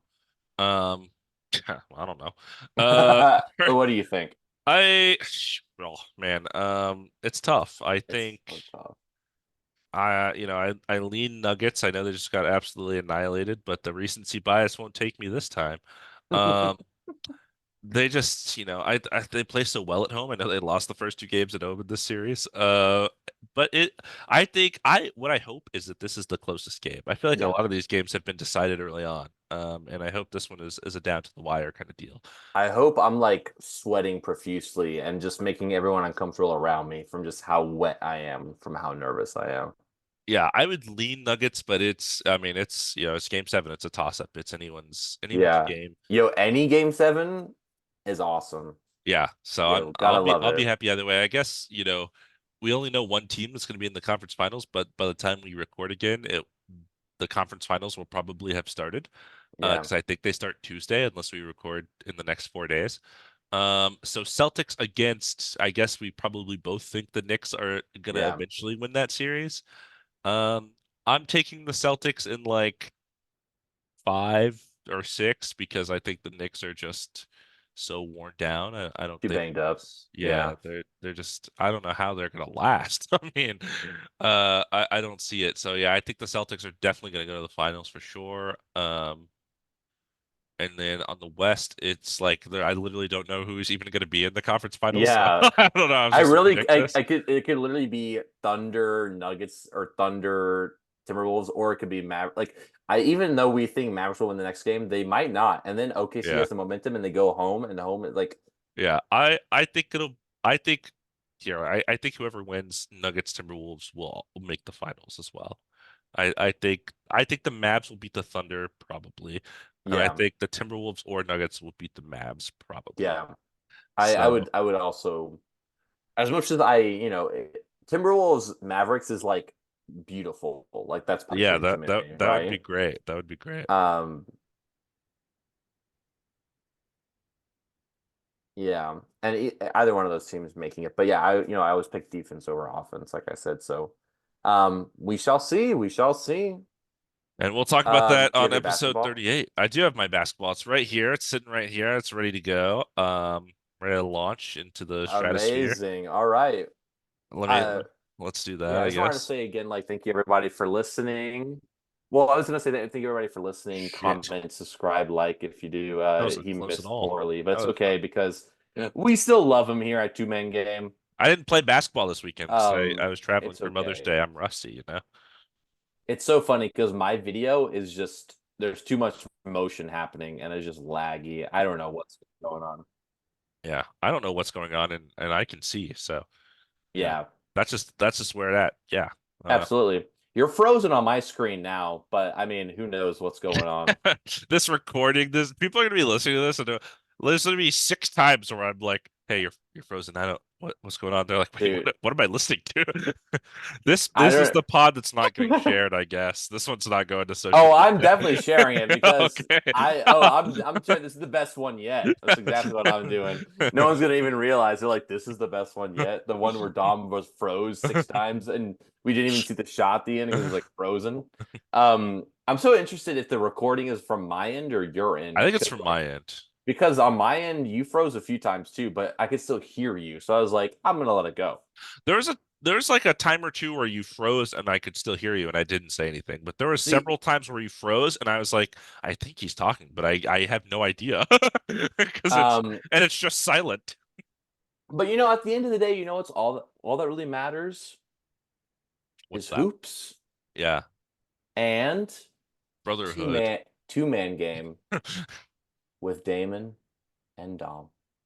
Buckets.